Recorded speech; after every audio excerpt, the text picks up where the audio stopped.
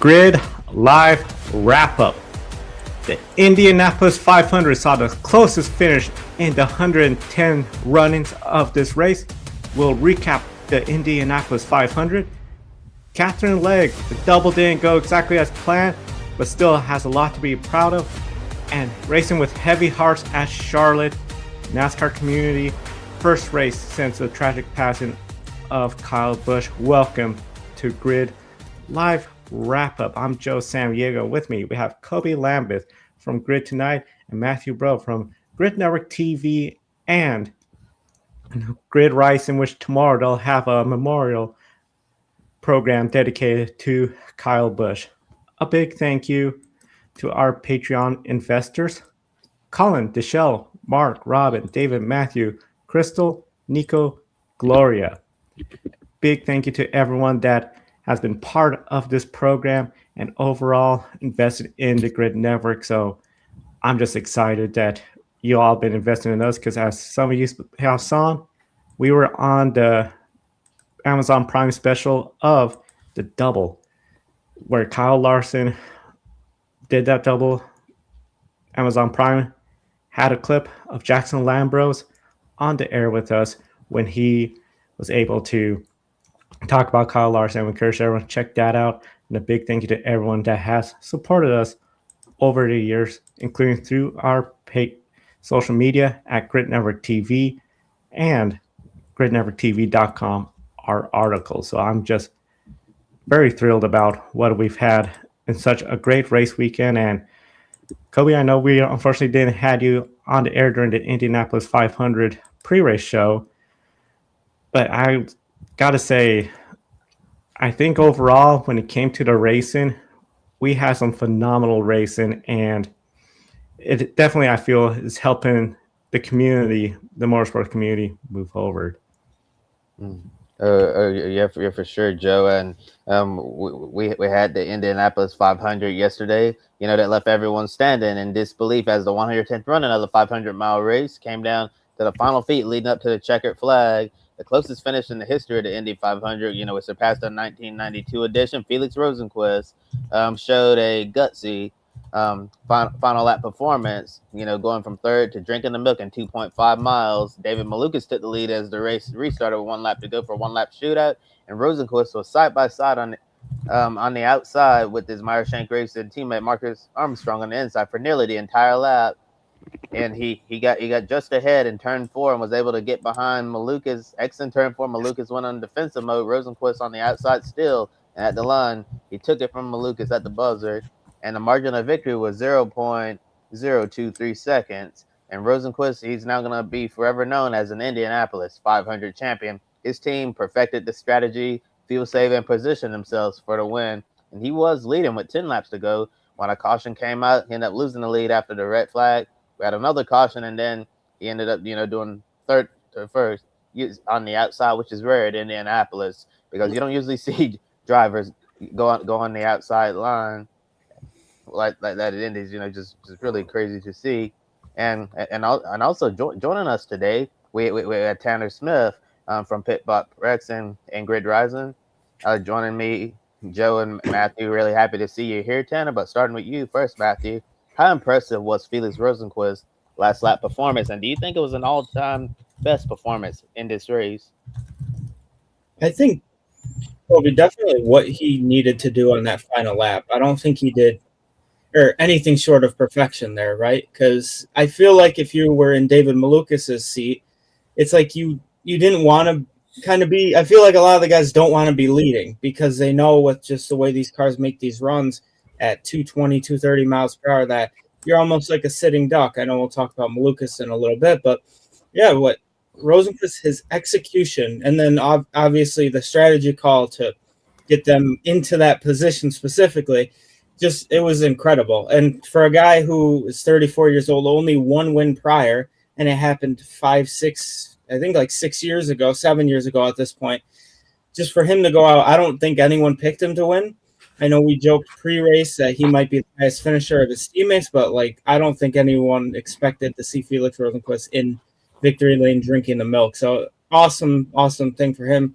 I would say the race was definitely some of an all-time performance. Obviously, we'll touch on the fact most lead changes ever, but Felix, just once he got up front, he obviously started up front, faded a little bit, but once he got back up front, it seemed like nothing was going to take away from him. So obviously, congratulations to him and that entire organization on getting it done. And just what a final lap. That's going to be something we'll be talking about for really decades to come, unless somehow they manage a closer finish. But yeah, the 110th Indy 500. Shout out to Felix Rosenqvist. He is now a part of history. Part of history, and overall, when it comes to Rosenqvist, he has to feel really thrilled about how this red flag, then losing the lead, valiant to be on the outside of his teammate Marcus Armstrong for nearly 4 full corners. You got to say, when it comes to that kind of performance, where you're on the outside through turn 1, through turn 2, through turn 3, that is just something where people don't do that at Indianapolis 500. We saw people were just loving when we saw a few years ago how Joseph Newgarden got around the outside path of war on the last lap to get the win. That was just through one corner, turn 3. I was thinking for the longest time, Felix and Marcus were just going to hold each other back, but they were both able to get a little bit of draft from David Malukas, and as soon as Felix Rosenqvist was able to get more of that toe entering turn 4, game on, and just what a drive. I mean, thinking about some of the other last lap passes that we've seen at the Indianapolis 500, of course, we all remember Dan Weldon when J.R. Hildebrand hit the wall. Marco Andretti, very similar to fashion to how he lost that race to Sam Hornish. And then the closest finish before, where Alonso Jr. was able to hold off a charging Scott Goodyear. This is, I think, one of the best last lap performances we've seen in Indianapolis 500 history, and the place was just electric afterwards. Indeed, the crowd pop was absolutely sensational, and the celebration equally so. As far as the question is concerned about the last lap performance, it's got to go right up there with some of the best of all time. Obviously, both of Newgarden's moves for him to get his back-to-back Indy 500 championships. And you obviously look at Sam Hornish's run on Marco Andretti as Joe so eloquently pointed out. I have to really hand it to Rosenqvist. I felt like, though they had a fast car, this kind of seems like the tale of Rosenqvist's career to this point. He has a fast car for much of the weekend, has a pretty decent car going through the first segments of the race, and then ultimately, lags back towards the end of the event, finishes like 6th, 7th, 8th, something like that. And that's not what happened today, or yesterday, I should say. It was mind-boggling, really, to see him ride outside of his teammate for practically every turn of the lap. He still started on the outside of Armstrong going into 4. I genuinely don't know how he was able to do it. It was utterly unbelievable and amazing. This is why you tune in my opinion. This is why you watch the races, because you genuinely never know how they're going to play out. Even at a place like this where we've seen 110 different races in the last century or so, it's just amazing to see motorsports continue to defy expectation, and for drivers to defy expectation. And Felix Rosenqvist put on one of the greatest final laps in any race that we're going to see this century, I feel like. So my hat's off to him, the entire MSR crew. What a fantastic performance, but God, you got to feel gutted for little Dave. Yeah, definitely got to feel gutted for little Dave and that performance that Felix Rosenqvist put on. Definitely the drive of his career by far. Like you said, Tanner, during it throughout his IndyCar career, he's had decent rides, but hasn't always been able to deliver. And kind of like in Indy 500 qualifying, during the initial run and then the top 12, Felix had the fastest car, and you're like, oh, he's by far the fastest, and then ends up choking the pole away in the Firestone Fast Six, which has basically been the story of his IndyCar career, where he has a fast car. It looks like he can get the job done, but always come up short before yesterday. And for him to get the win in the manner that he did, that was, just amazing. And we were talking about this on our private chat. It's amazing that him and Marcus Armstrong side draft the crap out of each other on the last lap. And like scientifically, it doesn't make any sense, right? Because when you're side drafting people, you're slowing each other down. So theoretically, David Maluka should have been able to pull away and ride away to the victory, but for some crazy reason, it just defies, scientific knowledge that you can side draft the crap out of somebody and not, lose ground. It was just really crazy because we don't see drivers going around Indy side by side the entire lap, because it's honestly very dangerous. I was surprised to see that happen. I honestly thought the two Meyer-Shank Racing teammates were going to have a big crash on the last lap, and I have to give credit to Marcus Armstrong and Rosenqvist, for leaving each other just enough room to avoid that type of situation. I know Marcus Armstrong, saw his interview after the race, and he was obviously very disappointed. But he said he made the decision, to lift there at the end, take care of his teammate, instead of having them both go up in the wall, and instead of giving at least one of them a chance to get the win. Did someone want to add something? Not only that, you've got to consider that Malukas had fresher tires than both of them. Like that should have been an extra factor of him being able to pull away, and it just didn't work out that way. That, and there's a clip online, I believe, from Felix Rosenqvist onboard. When that restart occurred, and you see David Malukas go by and Felix, the slightest contact between Felix and Armstrong, oh my gosh, that could have been nasty. But this is why we come to the races, to see everyone put it on the line. Sometimes we can't explain things, but what a finish, and just what a drive by Felix Rosenqvist. Yeah, for sure. Definitely an all-time performance, as has been said, and something that will not be just be talking about years from now, but decades, as one of the greatest moments we've seen in the history of this Indianapolis 500-mile race.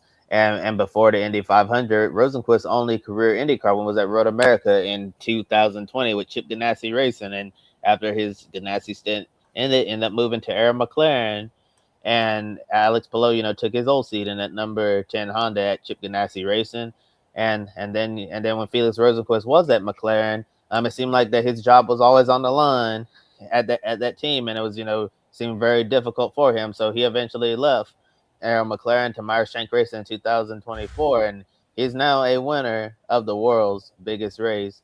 So Joe, starting with you on this one, what does this win mean for Felix Rosenqvist in IndyCar career? We've seen drivers, have like so-so careers and all of that, but once they, get this race on their resume, it completely changes everything. This will completely change everything for Felix Rosenqvist, because as you mentioned, when he was with Chip Ganassi, he was, of course, the newer driver in the number 10, had NTT data, got that win. Well, that's great. And then he makes the move to Arrow McLaren. Well, of course, Alex Palou gets into that number 10 Honda at Chip Ganassi, and look at his career. So I feel like that made it where people started thinking, okay, is Felix exactly what we were anticipating when he came to Arrow McLaren? He's not delivering the results. He's just, he's there, he's fast. He's always been fast, especially when it comes to qualifying, but just can't seem to put together the race to get the wins that he should be getting. Then he goes to Meyer-Shank Racing. And I feel this has been a great combination of that team and Felix. They are a smaller team, so a little less resources. But when you look at what that team has been able to do, and especially the Indianapolis 500, they're fast, they're competitive. I really believe this could be something where Felix is going to have a longer tenure with that team. He's going to have a lot of good years with that team. And overall, when I see him and what this race is going to do for his career, it's just going to make it where people are going to remember him not just as a driver that had one IndyCar win, maybe be one of those drivers that have more potential. No, they're going to remember Felix Rosenqvist as this is a driver that, if you follow his career from the junior days, Formula E, he was a winner there. He comes to IndyCar. He's not only a winner here, he is a winner of the Indianapolis 500. What a way to put an exclamation point on your career. And I still think he has a lot of potential. I do as well, Joe. I feel that Felix has, as I mentioned in the previous segment, had a penchant for having strong starts to the weekend, but not strong finishes. And we almost got to see him get his second career win a little bit more than a month ago at Long Beach, where he sat on pole, beat Palou in the in the Fast Six, and then was thoroughly thumping him in the race. But a poor pit stop on the last round lost him the race in the Green Day car. So it was nice to see a team finally come together all at once. They have had a fast Sirius XM car all month long, and it showed up in the first couple rounds of qualifying and got him into the final round, but ultimately didn't get him the pole. So almost kind of a microcosm of their tenure to this point where, you know, a great opening to the weekend, a great opening to the race, but just not quite finishing the way they would hope. And for them to go out there and, you know, obviously you've got to leapfrog both Roger's car and your own teammate who was in position to win had there just been one more lap of caution. It takes a certain level of grit and determination to be able to go out there and do that. And Felix Rosenqvist, for I'll say it, the first time I've ever seen it, put it all on the line and it worked out.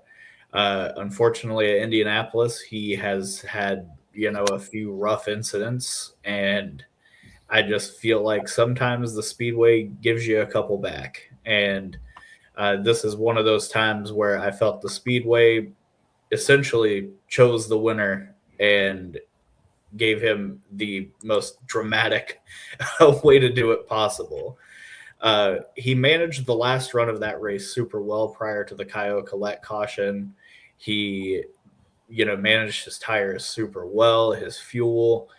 He was going to win this race more than likely had this race gone green. And the only reason he was in a position to have to leapfrog his way to victory was because of him starting first on a restart and them having to, you know, basically fly around him. Because when you're the leader on these restarts, apparently you're just a sitting duck. So with all that said, having had that experience from the restart with 4 to go, Felix was able to adapt and overcome and ultimately took those lessons and made a victory out of it. And it'll be interesting to see if he's going to be able to translate this into more race victories. I mean, you know, obviously you would like to think it would, but MSR has never won at a non-Indianapolis track at this point. So it's really hard to project if the team is also going to continue to steadily improve with the driver at other tracks. But Felix Rosenqvist, in my opinion, has nothing left to prove at the IndyCar level. And this was an amazing win for him. I think that that's got to be what the focus is. But if we're talking about his future, I mean, he kind of answered all the questions to this point in his career that he needed to answer to win that race. So it'll be interesting to see how he'll be able to carry that confidence going forward, especially now carrying the banner of being an Indy 500 champion. Yeah, no, I 100% agree with both of you. It's like he walked that lonely road off the podium. Indy 500 never got it done, and then finally took 3 better positions in his career, and then finally is now an Indy 500 winner. I think it's absolutely tremendous for his career. Obviously, he's a little older than most drivers, being 34, and the Meyer-Shank team, like Tanner mentioned, hasn't really won anywhere besides here.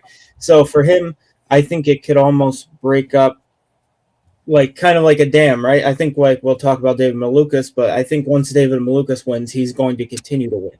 I think for Rosenqvist, this could be a possibility, especially going to tracks in a few. I think 3 races from now is Road America, track that he's won at.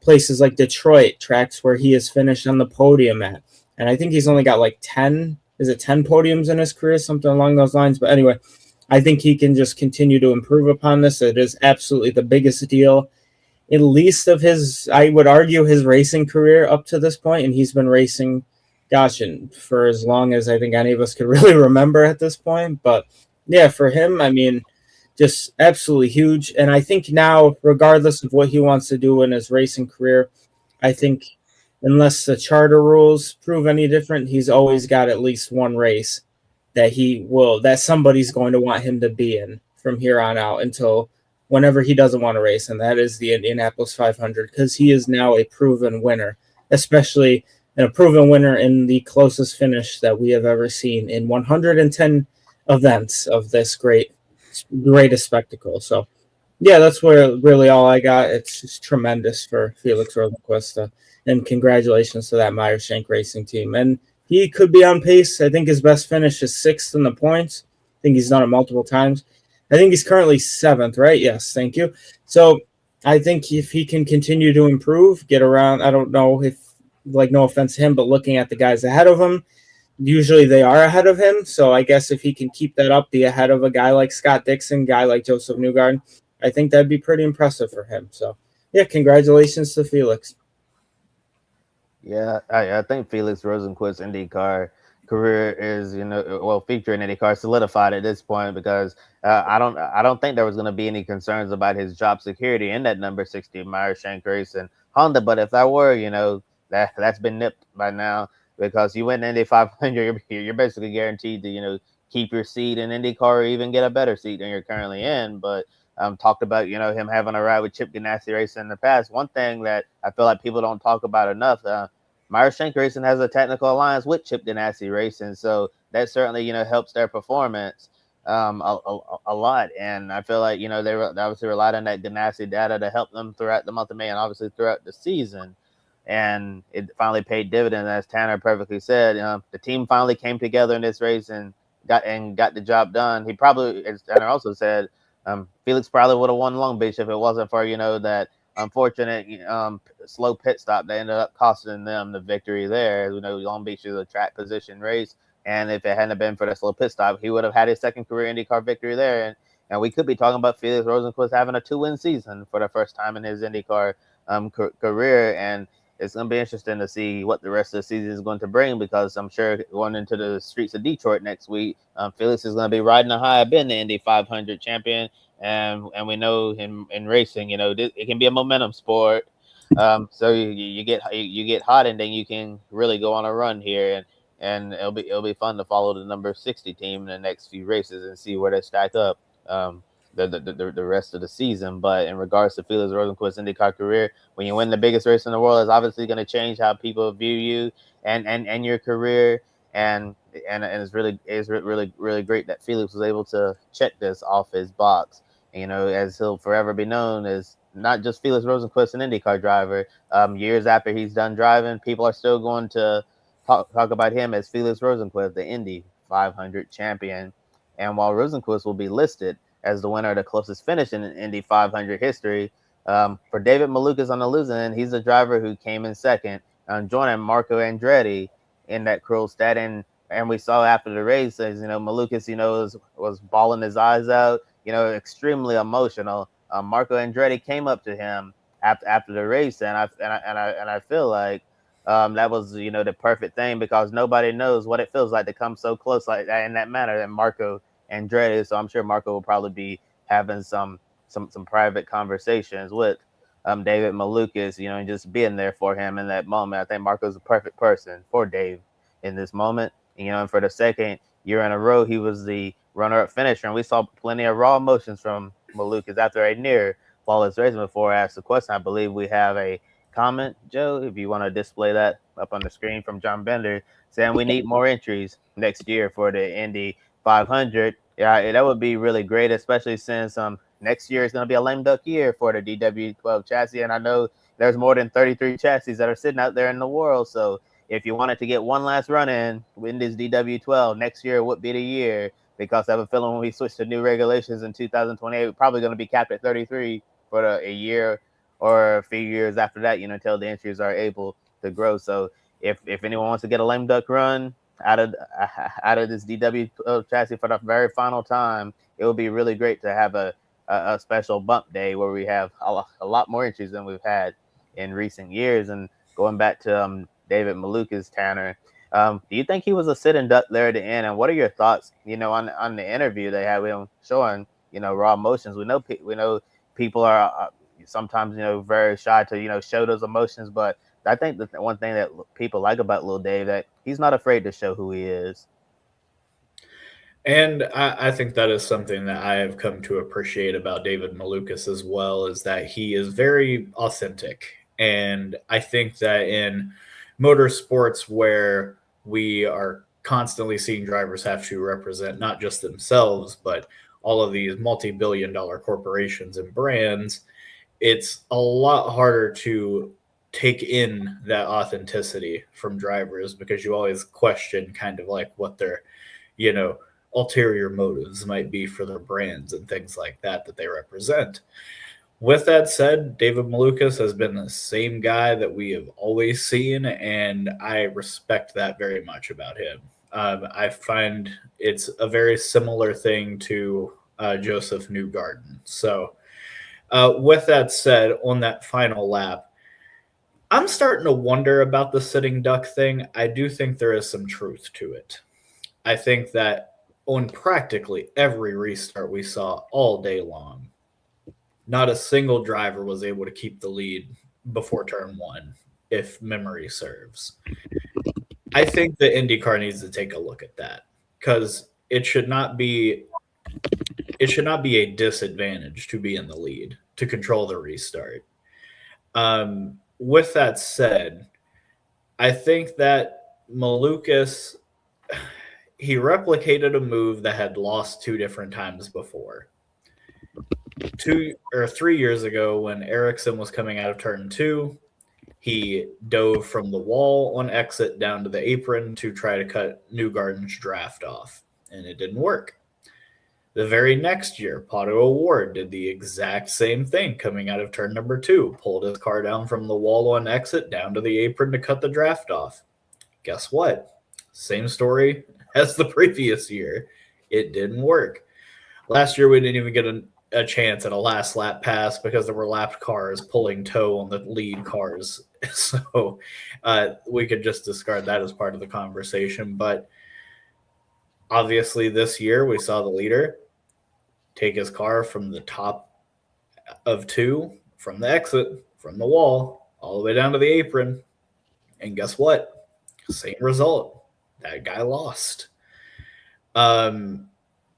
It's getting hard to watch, because at a certain point you're like, obviously I'm not a professional race car driver, but I've played more than enough, video games, watched more than enough races to know that a sudden jolt to the left like that is going to scrub speed off. Obviously I understand science as well. So yeah, it's going to scrub at least 3 or 4 mile an hour off and ruin your top end on the straight to make such a wild weave to the left like that. So with that in mind, I do wonder, had he held it a little straighter and made a bit more of a natural move to the left on exit, had he had a little bit more speed down the backstretch and ultimately on the entire final half of the lap. But, I get the need to be defensive, but when they're 2 by 2 behind you, you actually don't have to be so aggressive with that kind of a move, in my opinion. I think that he had a little bit more leeway to, have the cars kind of duel one another a little bit more and play with the draft. But ultimately, I mean, this is what Dave's 3rd Indy 500. It's not like he spent a whole lot of time up at the front controlling the race, especially in these late race situations. So, maybe it's me asking too much of a young driver to, have the have the thought in place to have known how to combat that move when he hadn't been in that position. So ultimately, it's a gutting performance for him to have had probably the best car in traffic all day outside of the two and not come away with the win. But this is only his first Indy 500 with Team Penske. He's going to have a lot more opportunities and a lot of great opportunities to go out and win this race again in the future. But man, it would have been a spectacular moment had he been able to go out and do it yesterday. But even still, it was great to see that raw, authentic emotion come from David Malukas. Like I said, in today's day and age with race car drivers, you don't see that as much, and it was very refreshing to see. It's just unfortunate what had to provoke it, at least in his particular instance. Yeah, absolutely. For the emotion part, you need the guys like David Malukas, Joseph Newgarden on the NASCAR side, the guys like Bubba Wallace, the guys like Jesse Love that wear their heart on their sleeve. You need that raw emotion. You don't want, with all due respect to sometimes like Chase Elliott, just that kind of bland sometimes. You really want guys who have something heartbreaking or something exciting to really go out there and express it. And I think David Malukas definitely gained a lot of fans. And like Tanner had mentioned, the fact that this was his first 500 with Penske and he did that, I'm sure he is going to win probably multiple races for sure. And I think he's shown that even at 24 years old now, he is going to win Indy 500s. I could say, even if we say right now, May 30th, 2027, I think he might be everyone's pick a winner for the 2026 111th running of the Indy 500. Dave Malukas would be the winner. So I guess, does that count for next year for pick a winner? No, but on a serious note, yeah, it felt like he did kind of seem like a sitting duck, but at the same time, Tanner mentioned, when you like the science behind it, if you make a daring block like that, which sometimes you have to when you're going 220 miles per hour in the final turn of the biggest race of your life, sometimes you act as more human than like you're more like that than you are focused. So for him, it does scrub off the speed. And I just think the problem with Malukas's move was Felix Rosenqvist did what he needed to do 100% correct. Even if Felix made just some slight error, I think we would be talking about David Malukas winning this event. But for that, it just Felix needed to be perfect, and he was perfect. But yeah, it's like just with the cars too. You hate to be the guy leading on the final lap unless there's a literal wreck behind you. So at least going into the final turn, and it was within a second. I mean, I think Felix only led the final lap for literally less than a second. So yeah, it's just Dave Malukas, the kid's got a long way to go. He is going to win a bunch of races. I really do believe that. I think I was critical when he did replace Will Power when the rumors came out early on into the season. I'm like, what has David really done? And then this year he has proved me wrong completely. I think my favorite thing about Grid Network is having to eat crow, especially with guys like Corey Day succeeding so well. But yeah, with Dave Malukas, I didn't really think he was going to be as good as he is. And now he's second in points. So shout out Malukas. This is just a small setback for him, finishing runner-up in the 500 2 years in a row. I think next year he can easily be one spot better, especially with the team behind him and the confidence. And once he breaks that dam and gets a win, I think we're going to see a lot of David Malukas from here on out. I agree with a lot of the points you both brought up, and especially when it comes to David Malukas, he was my pick a winner. As soon as he gets his first win later on this year, assuming everything continues on, I mean, he's second in the points. There's no reason why he can't get a win. I feel that will be the moment where he could then start bringing more and more wins and proving that he is ready for this 12th team.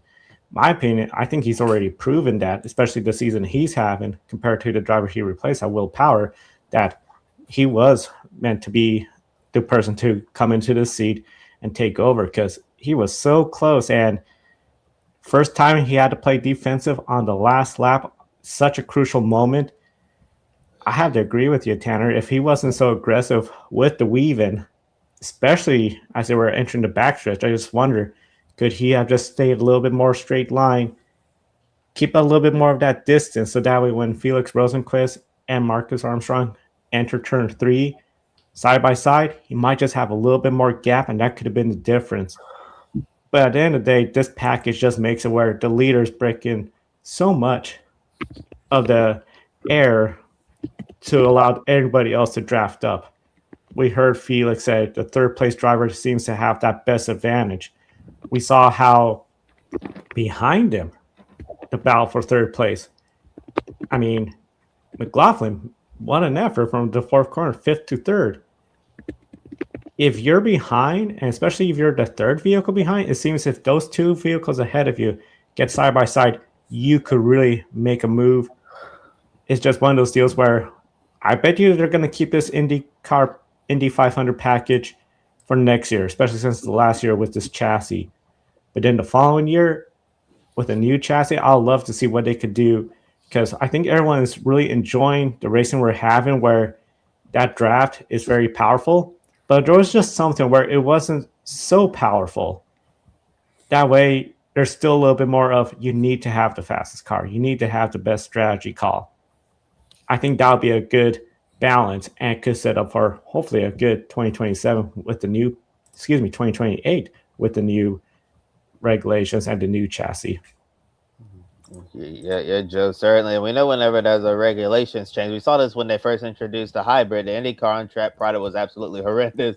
For the first few races after that, you saw virtually no passing, and it was just multiple snooze fests once we had the first few races of the hybrid. But as the teams collected more data and developed this new hybrid engine, we saw the IndyCar racing return to the type of racing we saw before they added the hybrid engine. So I'm sure it may take an Indy 500 or two for them to perfect it with the new regulations. But what we saw in this Indy 500 was really fantastic. Another fantastic thing we saw, as Jamie perfectly mentioned, that the Indy 500 paid tribute to Kyle Busch on lap 18, where they showed his picture on the scoring pylon there on the front stretch. It was just unfortunate, that was also the same lap that Ryan Hunter-Reay and Katherine Legge had the crash, so we couldn't run. Unfortunately, we couldn't run out the full lap, in silence there. But I'm glad that Indianapolis Motor Speedway paid tribute to Kyle Busch there on lap 18, as he rightfully deserved that moment.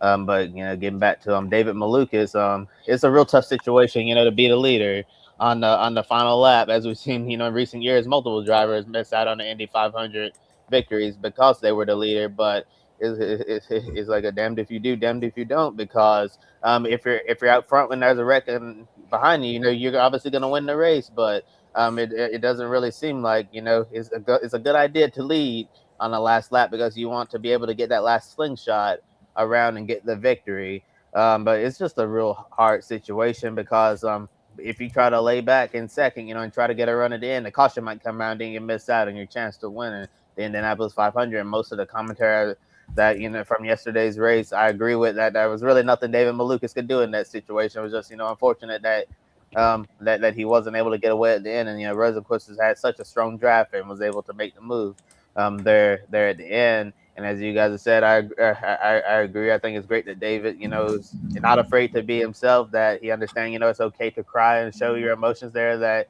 crying is not weakness at all. It just shows that he's human and he has emotions. And I do feel like once David Malukas, wins the race, it's going to become a lot easier after that. And the one race I have circled on my calendar for David Malukas, as I do every year since he's entered the IndyCar Series, is Gateway. I feel like Gateway will more than likely be the race where little Dave finally gets it done. He was been so close in when he was at Del Coyne racing, AJ Foyt racing. He was looked really good at Gateway. And I think, since he's on a Penske car now, that he'll finally be able to get the job done. And like you were saying, Matthew, I'm also surprised that David's been as good as he has. I mean, I thought he had a lot of talent and all of that, but, so far in his IndyCar career, I mostly consider him an oval specialist, because that's where he really shines. But the biggest surprise to me, David has really stepped up his game on the road and the street courses. Not just an oval guy that he can in the IndyCar series. And like we said, we know it was an interesting decision when they decided to move out Will Power and put in David Malukas, because it's not really a Penske thing to put an unproven driver who hasn't won yet in the seat, but it's showing that it looked like Team Penske made the right decision to give David Malukas this opportunity because he's a lead Penske driver right now. And despite, coming up so short yesterday, I'm sure Team Penske was very proud of the effort that he put in, and they're going to stand behind him because they know that win is coming soon. And if Alex Palou happens to have any slip up and Lil Dave can keep this consistency going, there's no telling what he'll be able to do moving forward. Could we potentially see David being championship contention? Still have a lot of the season to go, but I think sky's the limit for David Malukas, and he's just scratching the surface of what he can accomplish in IndyCar competition. And along with the photo finish we saw between Malukas and Rosenqvist, we had a close battle for third place between Marcus Armstrong, Pato O'Ward, and Scott McLaughlin, who were involved in a 3-white finish of their own. And this was all due to a one-lap shootout to decide the Indy 500 as Race Control attempted to finish the race under green. We know race fans love a good finish, and Race Control did everything they could to avoid finishing under yellow. After all, Mick Schumacher had a late brush with the wall, and they got that under control quickly to re-rack that, and it's highly questionable, whether that deserved a caution. Mick Schumacher, since it looked like he barely grazed the wall, and people were like, did that really warrant a caution? I'm not really sure myself, but Joe, overall, do you think Race Control handled the final laps of the Indy 500 as best as they could to get a green flag finish? With Race Control, I know they are aware of the circumstances that this is such a large TV audience. This is such a large audience at the Speedway, the biggest event for the NTT IndyCar Series. And I'll be honest, I feel they're under a lot of pressure because in the last few years when we've had races and under caution, we'll see online some people talking about, oh, we need an overtime. We need a green flag finish. So I understand they wanted to try to do everything to get a green flag finish. It does get confusing when we especially have these one-lap shootouts because we don't see that for other races. Like, just an example, if we're at Mid-Ohio, I'm pretty sure, the race is just going to end under caution. If they're going to be consistent and, okay, we got a one-lap shootout going forward, it'll be great if all the teams, all the drivers know that. The red flag that came out, especially when Collect crashed, I feel a lot of people anticipate we're going to go under red. Sure enough, they did. The Mick Schumacher one, I was thinking, boy, they're going to have very little time when it comes to getting the field all reorganized. But they did it for a one-lap shootout. Hey, you made that work. That's great. And this is now, I believe, the second time we've had a one-lap shootout when, of course, Ericsson had to defend against Newgarden. So if this is the new norm, I would like IndyCar Race Control to say to all the teams, this is a circumstance. We're going to do everything we can, including potentially a one-lap shootout. Should just be prepared. That just allowed the teams and drivers to know, like, okay, we might have a one-lap shootout. This is what we need to do with the fuel mixture. This is what we need to do with push to pass. There's a lot of rooms for improvement, but overall, they got the race to end under green. I feel like they handle it as fairly as possible. And at the end of the day, people are going to be showing that clip at the finish leading up to next year's Indy 500, and should be another easy sellout. Yeah, I absolutely think the Kyle Collect caution warranted that red flag. I think Tanner had meant in our group chat said they should red flag it like immediately, and they did, and that was the best possible thing. I mean, as much as I don't think a lot of us wanted to see that final Mick caution, but when you're in that scenario and any driver in an open wheel vehicle scrubs the wall at probably around 200 miles per hour, I think your instinct is correct to be like, caution, because you never know what can really happen. Sure, they could have waited, but I guess if they thought to themselves, well, if they wait too long and then all of a sudden they're like, oh, we really needed to throw the caution, then they throw it, the race would pretty much have to end under caution.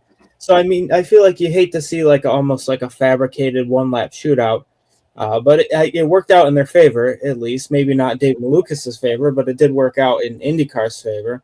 So I think they truly did what they really needed to do in attempting to finish this race. I think everyone wanted to see it. I think they gave the fans what they wanted to see. I don't know if they really bent not as familiar with IndyCar rules. I don't know if they really bent any rules to make it happen.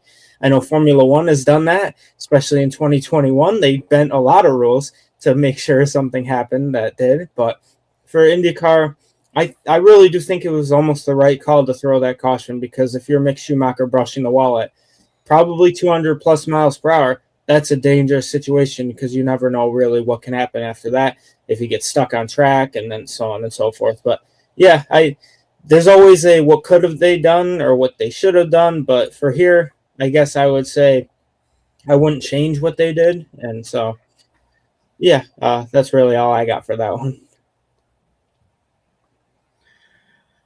I'm actually going to take it in a completely different direction.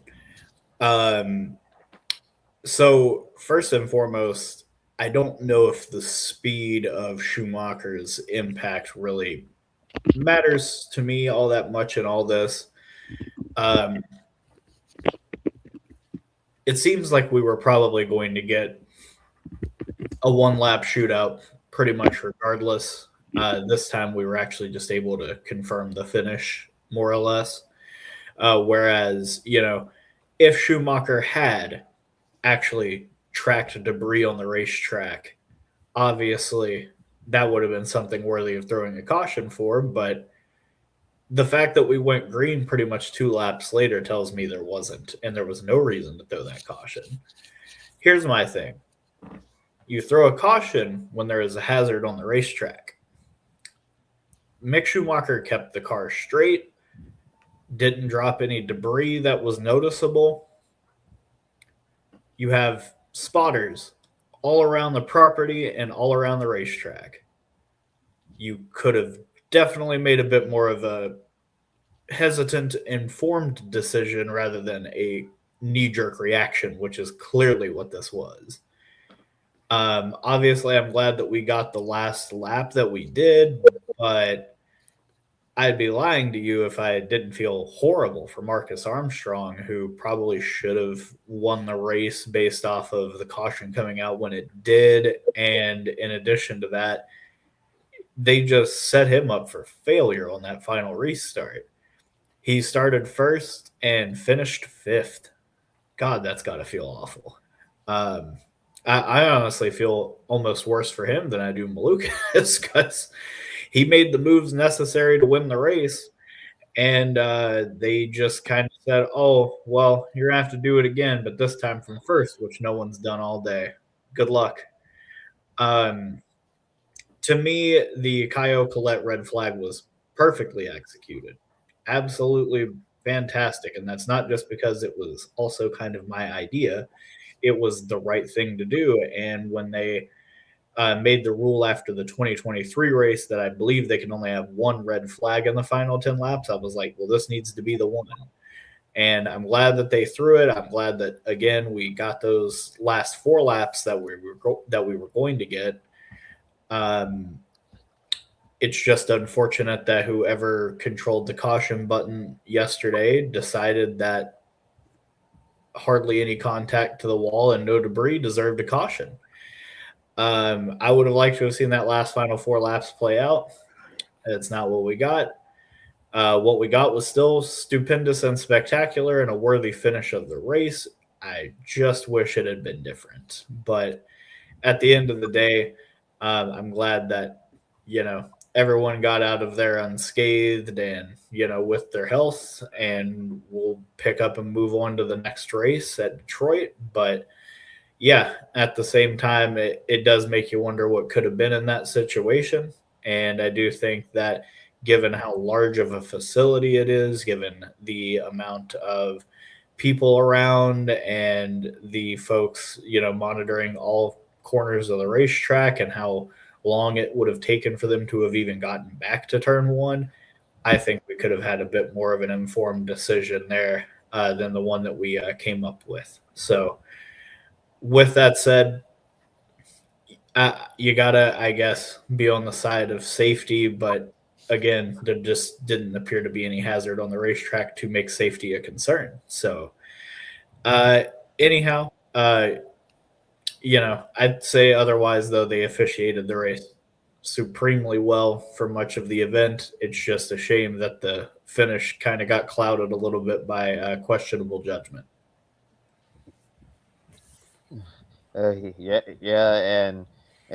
when we see how race control, handles these situations, not just at Indianapolis, but I guess at other tracks as well, but mostly the Indianapolis Motor Speedway. I think the biggest gripe people have is that they wonder, like, why is it why is it different, at the end versus other parts of the race, because there were some parts of the race, where they were like running under caution for a while, and then people are like, why are we wasting laps? And the biggest gripe is, like, if we want to preserve laps, we should red flag it, this part of the race, rather than just going to the end of the race and deciding that the red flag is necessary then. But I do appreciate any and all effort to get the race in. I know sometimes things happen, you just can't end under a green flag, but I'm appreciative that IndyCar decided to red flag there, for the Colette incident, which was absolutely justified red flag. That was a massive hit, and I'm really glad that Kyle was able to walk away from that. They were able to clean that up, restart the race, and get a green flag finish. But for the most part, yesterday, I thought race control handled things as well as they could have, and especially with this new IndyCar officiating board, which I'm going to touch on in just a moment as we move on to Alex Palou. He started from pole. He had a really strong car, but he kind of got shuffled during the strategy and was not able to get back to the lead. But despite a 7th place finish in the Indy 500, he still maintained his points lead despite a post-race penalty for a technical infraction for a front wing violation. And this is actually the same infraction that Kyle Larson got disqualified for in last year's Indianapolis 500, which made this even more interesting. Like, why does Kyle Larson get disqualified for a front wing violation in 2025, but in 2026, Alex Palou, does the exact same thing, and he does not get a disqualification. And IndyCar, sent out a press release on behalf of IndyCar officiating, and they explained the reason why Alex Palou did not get disqualified, and their reasoning was, it says, after they inspected the number 10 Chip Ganassi race in Honda, it was determined that this front wing violation occurred due to an assembly error and not intentional modification. And I guess the case with my lot last year in that Prima car, it looked like it was modified. So that was the difference. I said it was just an assembly error rather than a modification of a part that you're not supposed to modify. So I guess that's why Alex Palou did not get disqualified from the Indy 500 this year. But since he didn't get disqualified, didn't impact the result. And now looking ahead, and David Malukas is second in the standings, and Palou holds a 37-point advantage over him. Kyle Kirkwood had a lot of momentum coming to the month of May, and unfortunately, it was not the race that he expected. He ended up dropping to third in the standing. Now he's 49 points back. And Matthew, out of the top 3 in the standings right now, who do you think has the best chance of winning in Detroit? I imagine a lot of people might think Kyle Kirkwood, since he's really strong on the street tracks. Yeah, I think I was going to go that same route. I mean, I would never count out the greatest race car driver probably in the world in Alex Palou. However, Kyle Kirkwood does really well at Detroit. I know Palou won here, I believe, in 23, but looking at some of the results, Kirkwood won here last season at Detroit in 25, and then before that finished 4th in 24, and then finished 6th in 23. While Palou just hasn't had that same luck. So Palou's kind of like gone down while Kirkwood's kind of gone up at this track. So I would say Kirkwood, just because I feel like after this past week kind of needs that momentum shift. I still think Palou's probably going to run away with the championship, but I think that top 3 of Malukas, Kirkwood, and Palou are going to be trading victories from here on out for the next 11 races, if I can do math correctly, 10 races in between that. So yeah, I would honestly, because of him being so good on the road courses, on the street courses, I think Kyle Kirkwood probably has the best chance of going to Detroit and coming out on the top step of the podium. And it would not shock me if Malukas and Palou were 2nd and 3rd in that event. So, and that's really it. Yeah. And also, it was funny when I saw the whole disqualification, or the lack thereof of disqualification, because Callum Ilott actually tweeted, somebody's like, why does he get penalized or why does he only lose points but Ilott got disqualified? And even Ilott was like, I'm thinking the same thing. So I thought that was kind of funny. And then obviously, Kobe, you just explained it from the press release.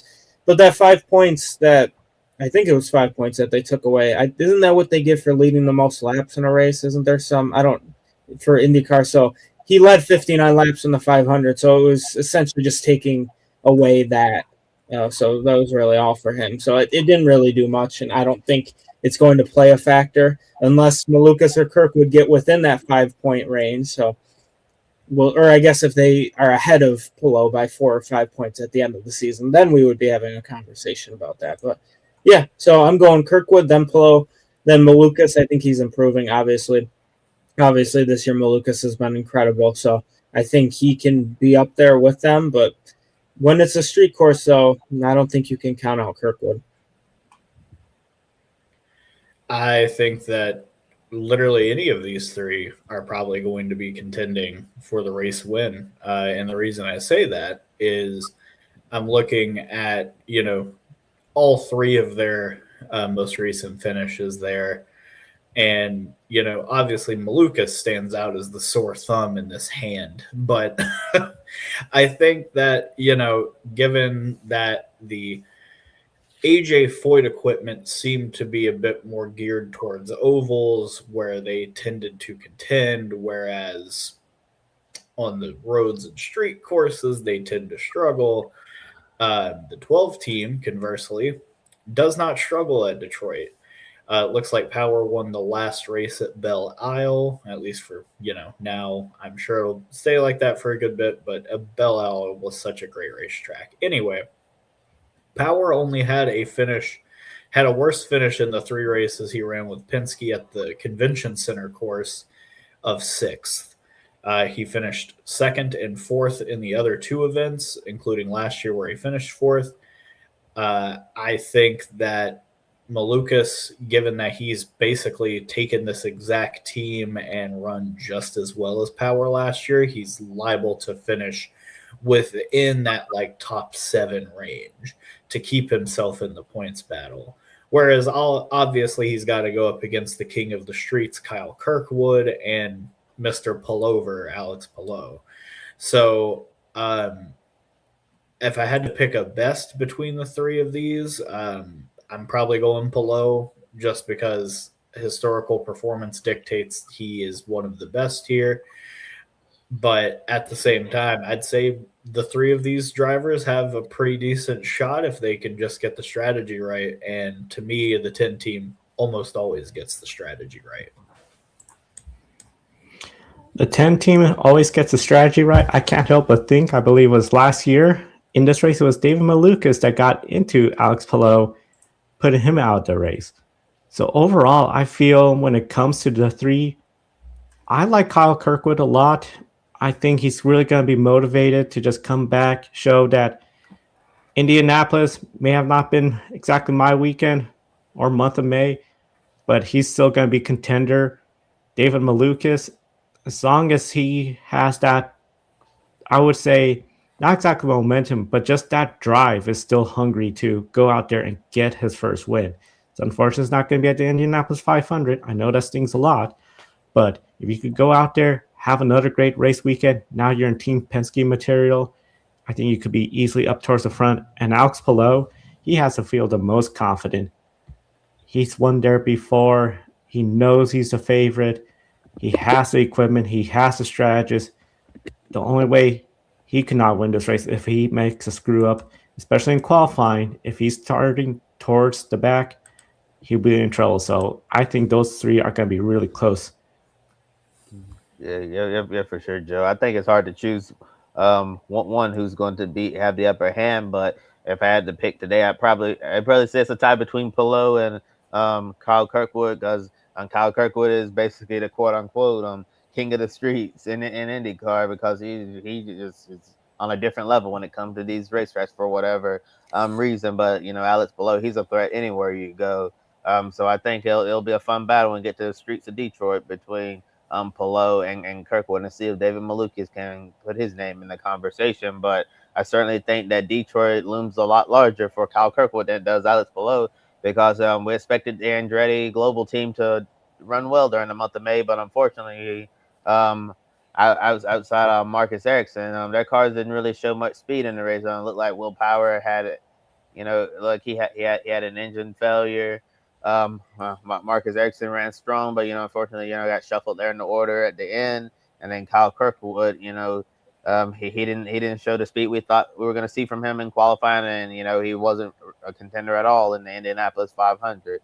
So I feel like number 2017 left a lot on the table in the Indy 500. So I think they come into a street track in Detroit, they can try to close the gap to Alex Palou in the championship, because at the start of this season, they were the two that were running away with things, and Kirkwood lost some ground at Indy, and we'll see if he can try to claw his way back and get back in the fight with Palou for this year's championship and to close the Indy 500. As a whole here, Tanner, do you have any final thoughts on the race from anything that we haven't discussed yet?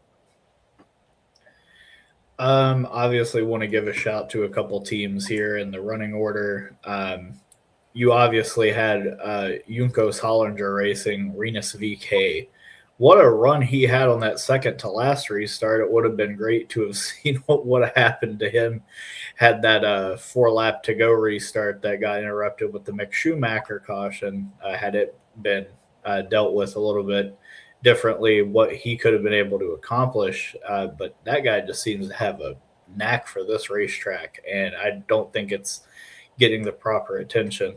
Romain Grosjean, obviously a fantastic performance for Dale Coyne, and a great Kyle Busch tribute that they helped orchestrate with JGR, and Takuma Sato, a top 10. Who would have guessed? That guy just knows the speedway so well, and even in the RLL cars that aren't really, putting up the numbers you would like to see, I'm sure, to be able to eke out a top 10 is super impressive.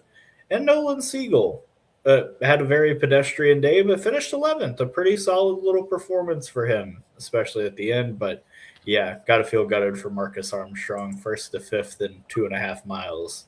Super tough. Overall, this Indy 500, I think, is going to be remembered as one of the better finishes overall as a race. I know we had that red flag for the slight amount of rain. We had some of the crashes that shows how treacherous the Indianapolis 500 is, especially when you have somebody like Joseph Newgarden just getting a little too low, crashing, taking out of the race. I say this will probably be one of easily my top 3 favorite Indy 500s to cover. And I was very young in 1992 with that close finish with Alonso Jr. and Scott Goodyear.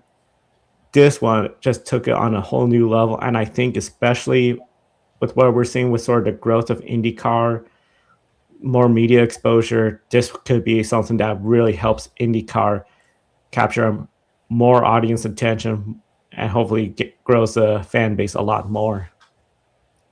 Yeah, for me, just to mention some of the things you guys did quickly.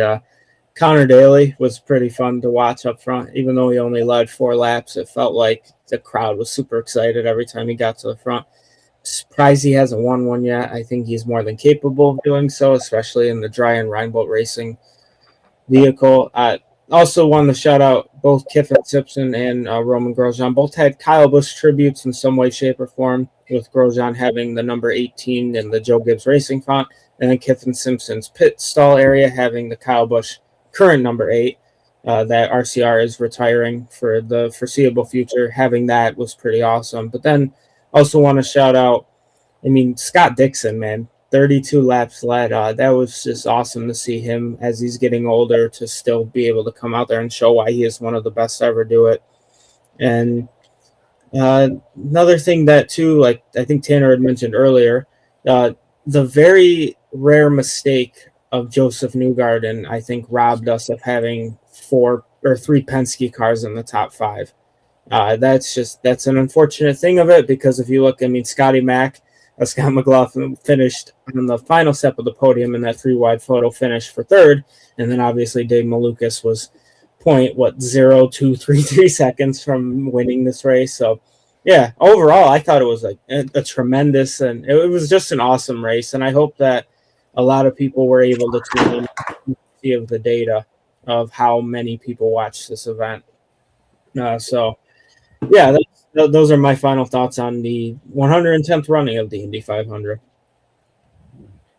Yeah, and just looking down the running order, going on Scott McLaughlin again after what happened last year, not even making a start of the Indianapolis 500. They've been in the mix of the end and finishing third. That's so good for that number three team, the Thirsty Threes, to be able to put last year behind them. I feel like with the performance we saw from Scotty Mack yesterday, that he can finally move on from what happened last year, because I have a feeling yeah, all throughout last year and even early this year. I feel like last year Indy 500 has been weighing on him because we haven't seen Scotty Mack, performing as well as we have been in the IndyCar series. And I feel like that yesterday, we finally make peace with what happened last year, and now we can finally move forward and get back to, running where he should be running in the IndyCar series. And Pato O'Ward, they're in fourth.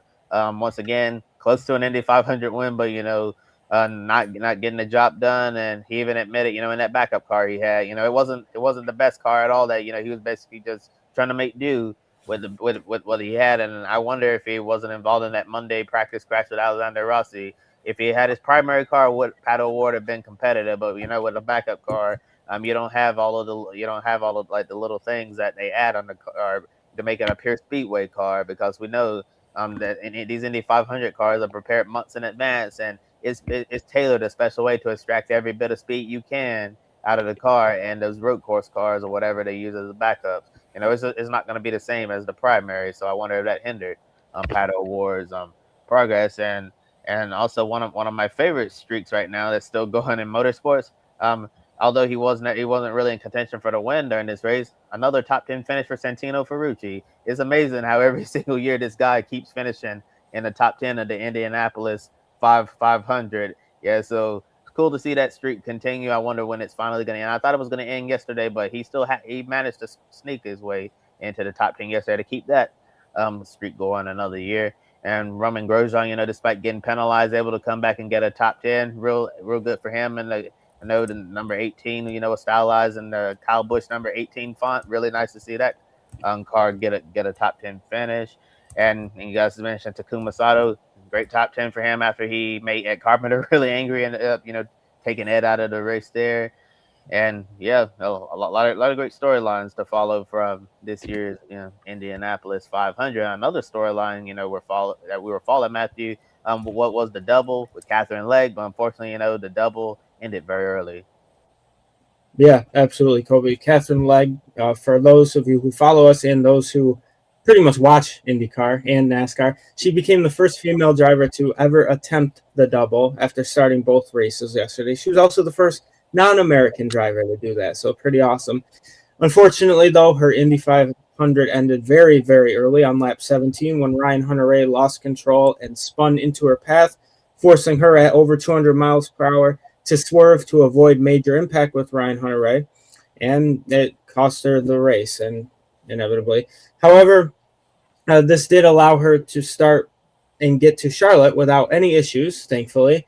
And that race started on time, which I think came as a shock to many people. However, though, with limited seat time and Live Fast Motorsports equipment, with all due respect to them, and one loose tire finish, she ended up finishing 12 laps down. She did complete about 584 miles, so more than half of the 1,100 miles that were initially scheduled. Obviously, NASCAR was about 60-ish short, something like that. Because of the weather. We'll talk about that. But she was about 11 miles short of surpassing Kyle Larson's 2025 mileage when he crashed out of both the 500 and the 600 last season. Had the race gone the full distance, she maintained her current pace she was, even though she was multiple laps down, she would have surpassed Kyle Larson very easily. And also, if you want to learn about Kyle Larson's double, we were a very small part of that. So check that out on Amazon Prime Video. So I'm going to throw this only question over to you, Joe, first. Considering her equipment with Live Fast at the Cup level too, she still made history, obviously. First non-American, first woman to ever do it. What were your thoughts on Katherine Legge's Memorial Day double? Overall, I understand Katherine Legge might be frustrated with the way especially the Indianapolis 500 went, but that was just something where, again, a car crashes in front of you and it starts sliding up, and you already had committed to go that high lane, unless she was going to risk a high speed impact with Ryan Hunter-Reay. I think she did the best move in trying to go low, but at such speed, you're going to lose control. So that has to be a frustrating aspect. And then, of course, going to Charlotte in a car with little to no seat time, that just made it where it was going to be a long night of racing. She said how the car was just tight and was getting better and better. And she said if she had the car at the end of the race, let's say at the beginning of the race, she felt she could have a lot more better performance. So overall, the double is such a unique challenge where Kyle Larson could testify it is so complex from the logistics, the practice of both cars, and this deal came together very shortly before the race compared to Kyle Larson, which we knew well in advance. So overall, I gave her a solid effort. I say if she wants to do it again next year, I think fans will welcome that, especially her sponsors, Elf, because at the end of the day, if they have a car better at the NASCAR Cup Series race, and if Jay could have another solid car from AJ Floyd Racing, I don't see why she can't have a strong double. Yeah, it was real unfortunate to see Katherine Legge go out of the Indy 500 so early on, because I had hopes that she could at least finish on the elite lap for the first time in her Indy 500 career, and she was just minding her P's and Q's, and then all of a sudden you see a spinning Ryan Hunter-Reay ahead, and as hard as it was, she made the right decision to swerve and miss RHR, because you never want to crash head on into a spinning car like that, especially when it's an Indy car. Yeah, so hated to see her race come to an end. But even if but given the stoppage in action due to the rain in the area and all of that, and then the red flag at the end, even if Katherine was on the lead lap at the Indy 500 at the time, it didn't crash out. The double probably wouldn't have been it probably wouldn't have been completed in this way, because she probably wouldn't have made it to Charlotte Motor Speedway in time, given the time crunch. I believe the Indy 500. I forgot what time it ended yesterday. I believe it was either it was either close to 4 or shortly after 4 when the race ended, and the Cup Series race started shortly after 6 o'clock. So she probably wouldn't have made it to Charlotte Motor Speedway in time if she had finished the Indianapolis 500. So it would have been unfortunate either way. But I do give her credit, for trying to attempt this double, and she did confirm that it was a last minute thing, because she preferred to wait, to do it, but she wondered if this might be the only opportunity to do the double, so she decided to just do it. Although she didn't really have as much preparation as she would like for this. So then she did say in her interview last night, at Charlotte, that she wants to basically decompress from this, and regroup and decide what's next. Maybe we could see her do the double again next year, but hopefully they can get a deal done in place, months in advance, so they can try to, give her the best opportunity to prepare for this and get her cars that are capable, of finishing on the lead lap in these races. Yeah, it was unfortunate what happened in Charlotte as well, with the tire there, and then the car, not been as fast as she'd like it. So if she wants to do the double again, there's going to be a lot of things, that'll probably need to be done differently. As she alluded to in her interview, she said that was basically, a lot of things that went completely wrong, with this entire double. But she said she feel like she didn't, necessarily make a mistake herself, which makes her, feel good about the whole thing. But it would be great to see her attempt the double again next year, but have a lot more time to prepare for it and make sure, she's getting the best possible equipment she can to try to, give her a shot to complete the double. But I'm really glad that she was able to make history by becoming the 6th driver in history to attempt the double, and the first female driver as well, and first non-American. Kudos to her for, trying this challenge at basically like the 11th hour. Yeah, I would say for someone that kind of put this deal together so quickly, it was definitely a very impressive performance in that regard, especially for someone that I don't believe had any laps at Charlotte Motor Speedway prior to this weekend. With that said, yeah, she obviously had nowhere to go. It was a lose-lose situation when RHR spun in front of her, and she chose the correct choice, in my opinion, which was to not plow into the McLaren, and unfortunately had to take the other option, which was also not fun, and hit the wall. But the fact that she was able to make it to Charlotte, run most of the laps without major incident, obviously that's pretty cool.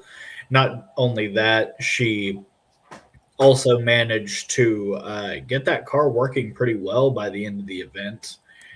She wasn't falling off the pack too much, which in a live fast car is super impressive. And all in all, I think that had this race gone green, she would have easily beaten Larson's mark last year. I think she only fell, I think it was like 11 miles short, something like that. And there was 40 and a half miles left in the event. So she definitely would have passed him for third all time. But even to just be mentioned in this group of drivers, she's absolutely a badass. Like, it was incredible to see her go out and attempt this, and I'm hoping we see more drivers do it in the future. And I hope that if she does indeed attempt to do this again, she will give it a little bit more prep time. She'll give it a little bit more sim time for both of them, and make a real bona fide effort at both of these that's a bit more fleshed out and prepared. That way, hopefully she can complete all 1,100 miles should Mother Nature allow for it. Yeah, for me, just to add quickly to that, it was awesome. Love to see that she was the first woman to do it. And I know they were trying to interview her afterwards, but I would be it seemed like she was kind of frustrated, which I would be too if I was in her shoes. Obviously, she definitely alluded to the fact that it was the car at the end of, or at least in her second race. Bad luck in the first race. And yes, Jamie's comment, a valiant effort by Katherine Legge, absolutely. And will there be two KL drivers doing the double? I don't think we'll see Kyle Larson do the double again until he's like not a full-time driver at this point. I think it took a lot out of him. As you can see, hasn't won in quite a while. But Katherine Legge, though, I hope she does it again. I hope the luck goes her way. And I think of all the drivers that really competed this race weekend, even if you count Ross Chastain in the truck race and the O'Reilly race, Connor Zilic did both too, I think Katherine Legge still ends up racing the most miles of anyone, considering she had about 580 something, mainly because the truck race. Obviously, Rain, we'll talk about that tomorrow on Grid Rising. O'Reilly race, Rain barely. I don't even think it made it halfway in that race. So for Katherine Legge to be, for Motorsports Christmas, to be the driver to run the most amount of laps of anyone is just a pretty fascinating thing to talk about. So congratulations. Her unfortunately didn't end the way really anyone really wanted it to end. But yeah, so that obviously with IndyCar and then NASCAR just tip the cap to Katherine Legge. Hopefully we could see more double drivers, and I would love to see her attempt it again. And I guess hopefully not be near Ryan Hunter-Reay at the start of the race, because then maybe she could get a little bit longer. But sometimes that's just a racing deal. But yeah, Joe, I'm going to throw it to you now. Yeah, we covered a lot about the Indianapolis 500 and everything Katherine Legge have done. Of course, the second race of her double duty was the Coca-Cola 600. First race for Amazon Prime coverage, and it was an emotional start. Of course, interviews with drivers reflecting and sharing their emotions on the air of the passing of Kyle Busch. Then Steve O'Donnell leading a tribute with all the drivers standing behind the Busch family, the parents of Kyle. Kurt Busch was there with his girlfriend, and the first public appearance of Samantha Busch, Brexton, and Lennox. Sharing with them that the NASCAR family will have their back, that they'll always be part of the NASCAR family, through thunderous applause from the fans in attendance. And one heartwarming moment that really stood out, captured attention on social media, Owen Larson, Kyle Larson's son, going up to Brexton and giving him a hug. Once we did get racing, I think we'll be talking about how this was a great race in all 4 stages. At the end, strategy and Mother Nature cut the race a bit short, but the winner, driver the number 7, big connection to Kyle Busch, Daniel Suárez. From the shop where Kyle Busch Motorsports started, the fact that Kyle Busch last win was with Spire in the number 7 truck at Dover, and the driver Kyle first mentored when Daniel Suárez arrived from the United States. Suárez Spire Motorsports 2-tire strategy was the difference between a position in the top lead lap cars, because there was so few cars on lead lap, to getting that win. He held off a couple of great restarts, some fast Toyotas when the rain came out, and he was very emotional when he got the news he had won the Coca-Cola 600. So, Tanner, Matt, 3rd career win, first since Atlanta when he held off Kyle Busch, and now when you look at the standings, he is 10th in the point standings. How big is this for Dan Suárez and Spire to now have, for Spire, 2 wins this season? Joe, it is massive. When my coworker at Pitbox Press and I, Jay, we worked on our preseason expectations for each team, our positive outlook. We did a positive and a negative for both and then kind of met in the middle. And our positive for this team was multiple wins and 2 cars in the postseason. I didn't think that we'd get there. We, in fact, were like, they'll probably win 1 race, get 1 car in the chase. And it was probably going to be Hocevar. We didn't expect the 7 team to essentially reverse course on their entire history and become successful. And that's no disrespect to the folks on that team at all. They're, obviously putting in the work to be a great race team, but they struggled mightily with Corey LaJoie and with Justin Haley last year. It just kind of seemed like it's a team, a car that almost always finds ways to not meet their potential. But with that said, if you truly crunch the numbers a bit, Daniel Suárez is probably the most decorated driver that they have had in that program, period. Obviously, we can talk as much as we want about McDowell having a Daytona 500 victory, but if we're talking about totality of resumes, Daniel Suárez is a former top 10 points finisher in the NASCAR Cup Series in 2022. He has made it to the postseason twice and made it to the round of 12 at least both times. He has 2 Cup Series wins, which, again, are more than both Haley and LaJoie combined. I think that his pedigree, his preparation, his expertise have helped raise the profile of this race team more than anybody in the entire industry seemed to be able to believe 6 months ago. So obviously it's super rewarding for that team, the 7 teams specifically, to come away with this victory, especially after years of toiling away towards the back of the grid. But just to, focusing on Suárez a little bit, man, what a victory for him.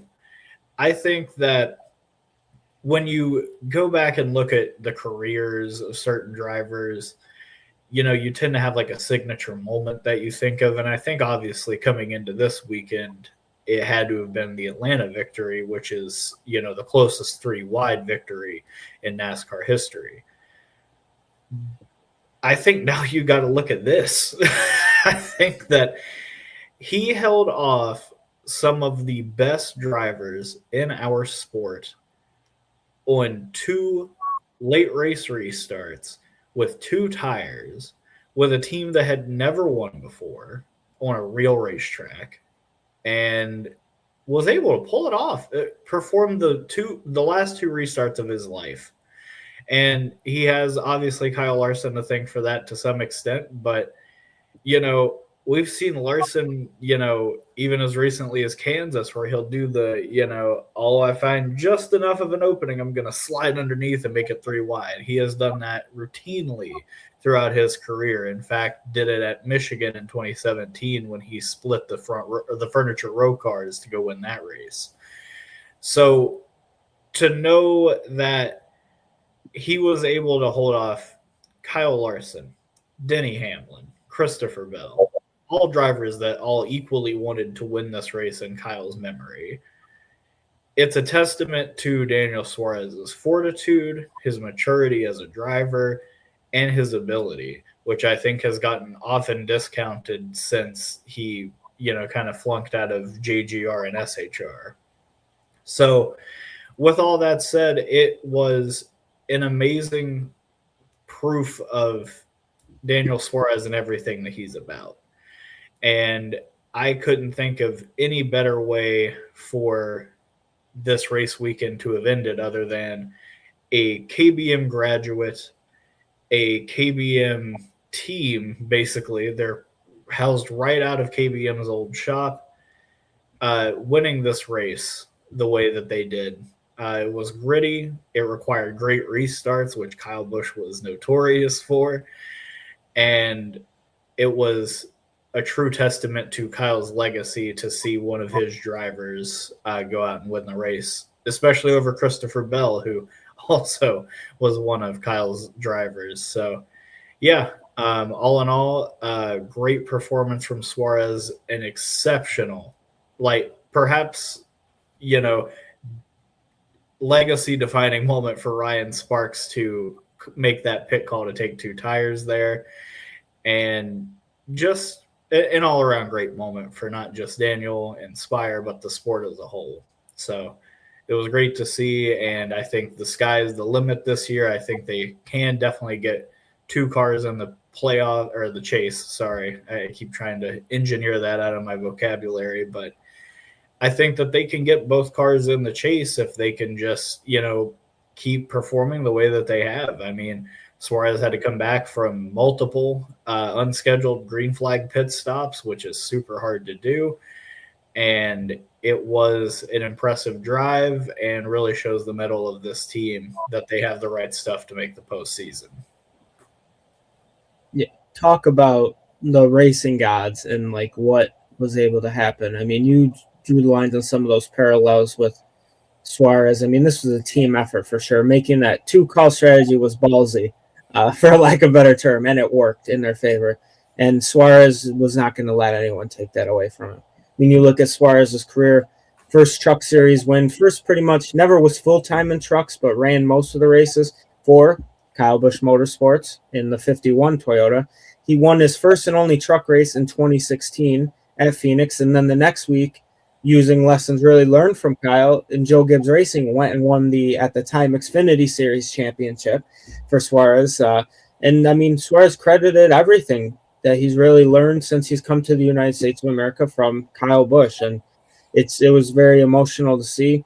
It just the lineup of those guys. I mean, you look at, obviously, Suarez winning. I'll touch a little more on him up first. But I feel like he's always gotten the short end of the stick. I know he's been in great equipment, but I feel like the sudden retirement of Carl Edwards, even still dating back 10 years later, kind of stunted Suarez's growth, because I think you could argue he was ready for Cup with how dominant he was in his final 10 races in the O'Reilly Series. But I think when you get thrown into something unexpected and you're not like mentally ready for it, I think it does stunt you. And I think Suarez's growth did get stunted in the Cup Series. So regardless of it, when he was with Gibbs or Haas or whomever, he just never really amounted to as much.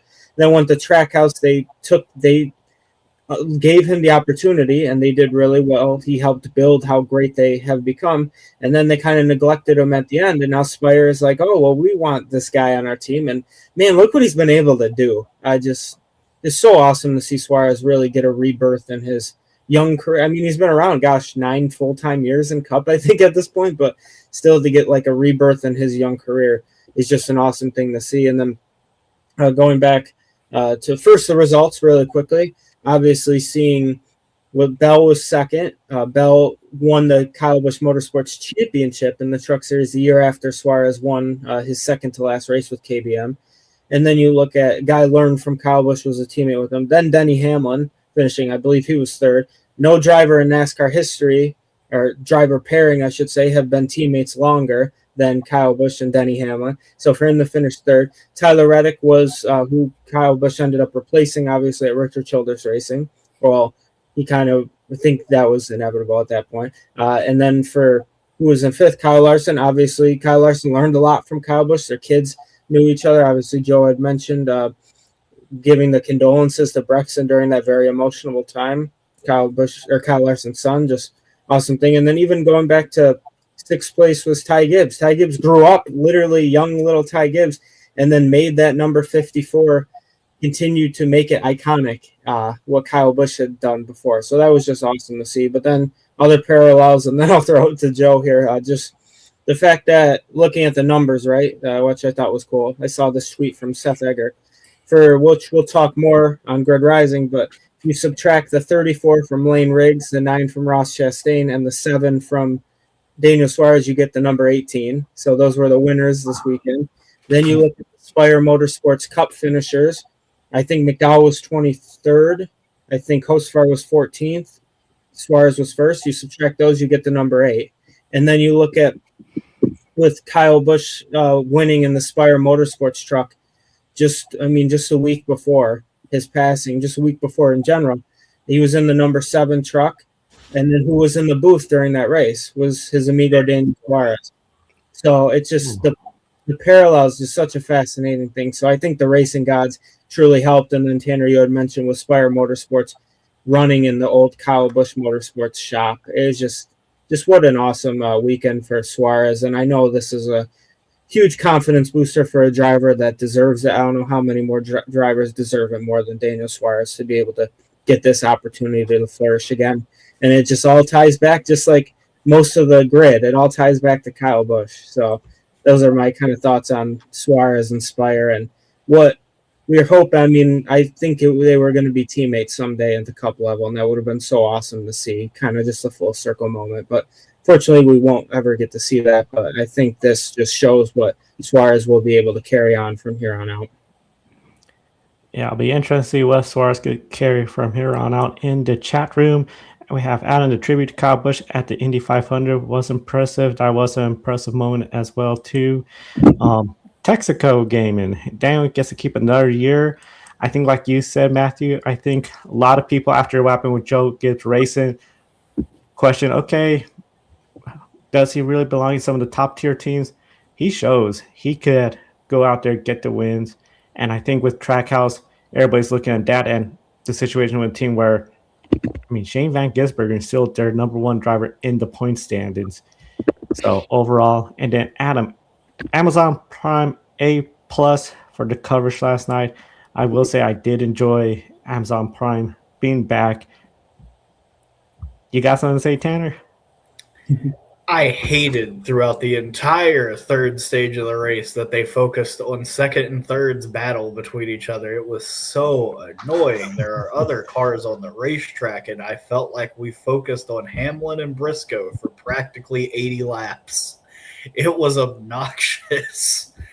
I do think the coverage in general was fantastic, and I have very little problems with it other than that. But Jesus Christ, it felt just like a playoff race in years past where they would just focus on like 2 guys and not leave them alone. And they weren't even like passing each other. They were within like, a couple of car lengths, and it was kind of like, oh, we might see a pass, but oh my God, it was just so obnoxious to see them just myopically cover 2 cars when there were 37 others on the racetrack. Yeah, plenty of racing all over. I know what you're talking about too with that moment, because I was thinking there's other stuff going on, especially I'll give them the credit. They did recognize SVG for his stellar day of racing. I thought he was going to fall towards the back as soon as the green flag dropped because the qualifying metric, I mean, really, it wasn't that last pit stop. He'd be in top 10 position. What an effort by him. He was a stalwart, yeah, all day. All day, all night, of course. Toyota, towards the end, it looked like it was going to be a Toyota victory when you had the JGR Toyotas, Tyler Reddick up there. Unfortunately, Bubba Wallace contact with Michael McDowell took him out from contention early on. But at the end of the day, none of them were able to do that. And Christopher Bell was very frustrated. I don't know if you all caught after his interview on the air, he was approached by Joe Gibbs. Contact between him and Denny Hamlin, a lot of people are pointing out as that contact just allows Suarez potentially enough more time to hold on to that lead before the next yellow came out. Matt, I feel like this is almost like a repeat of the question from Kansas last year. Did Toyota let a win slip away?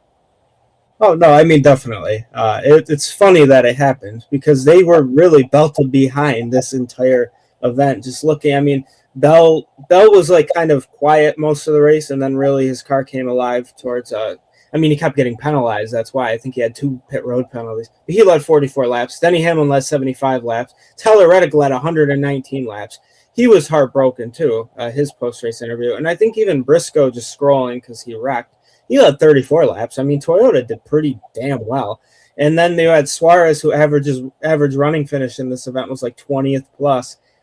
Strategy works, and he led the final 17 laps to get it done. So Toyota 100% threw it away because you have two of your best guys, arguably, and Bell and Hamlin just battling back and forth. And we mentioned, unless it's an Indy car in the 500, usually when you're side by side, it slows you down.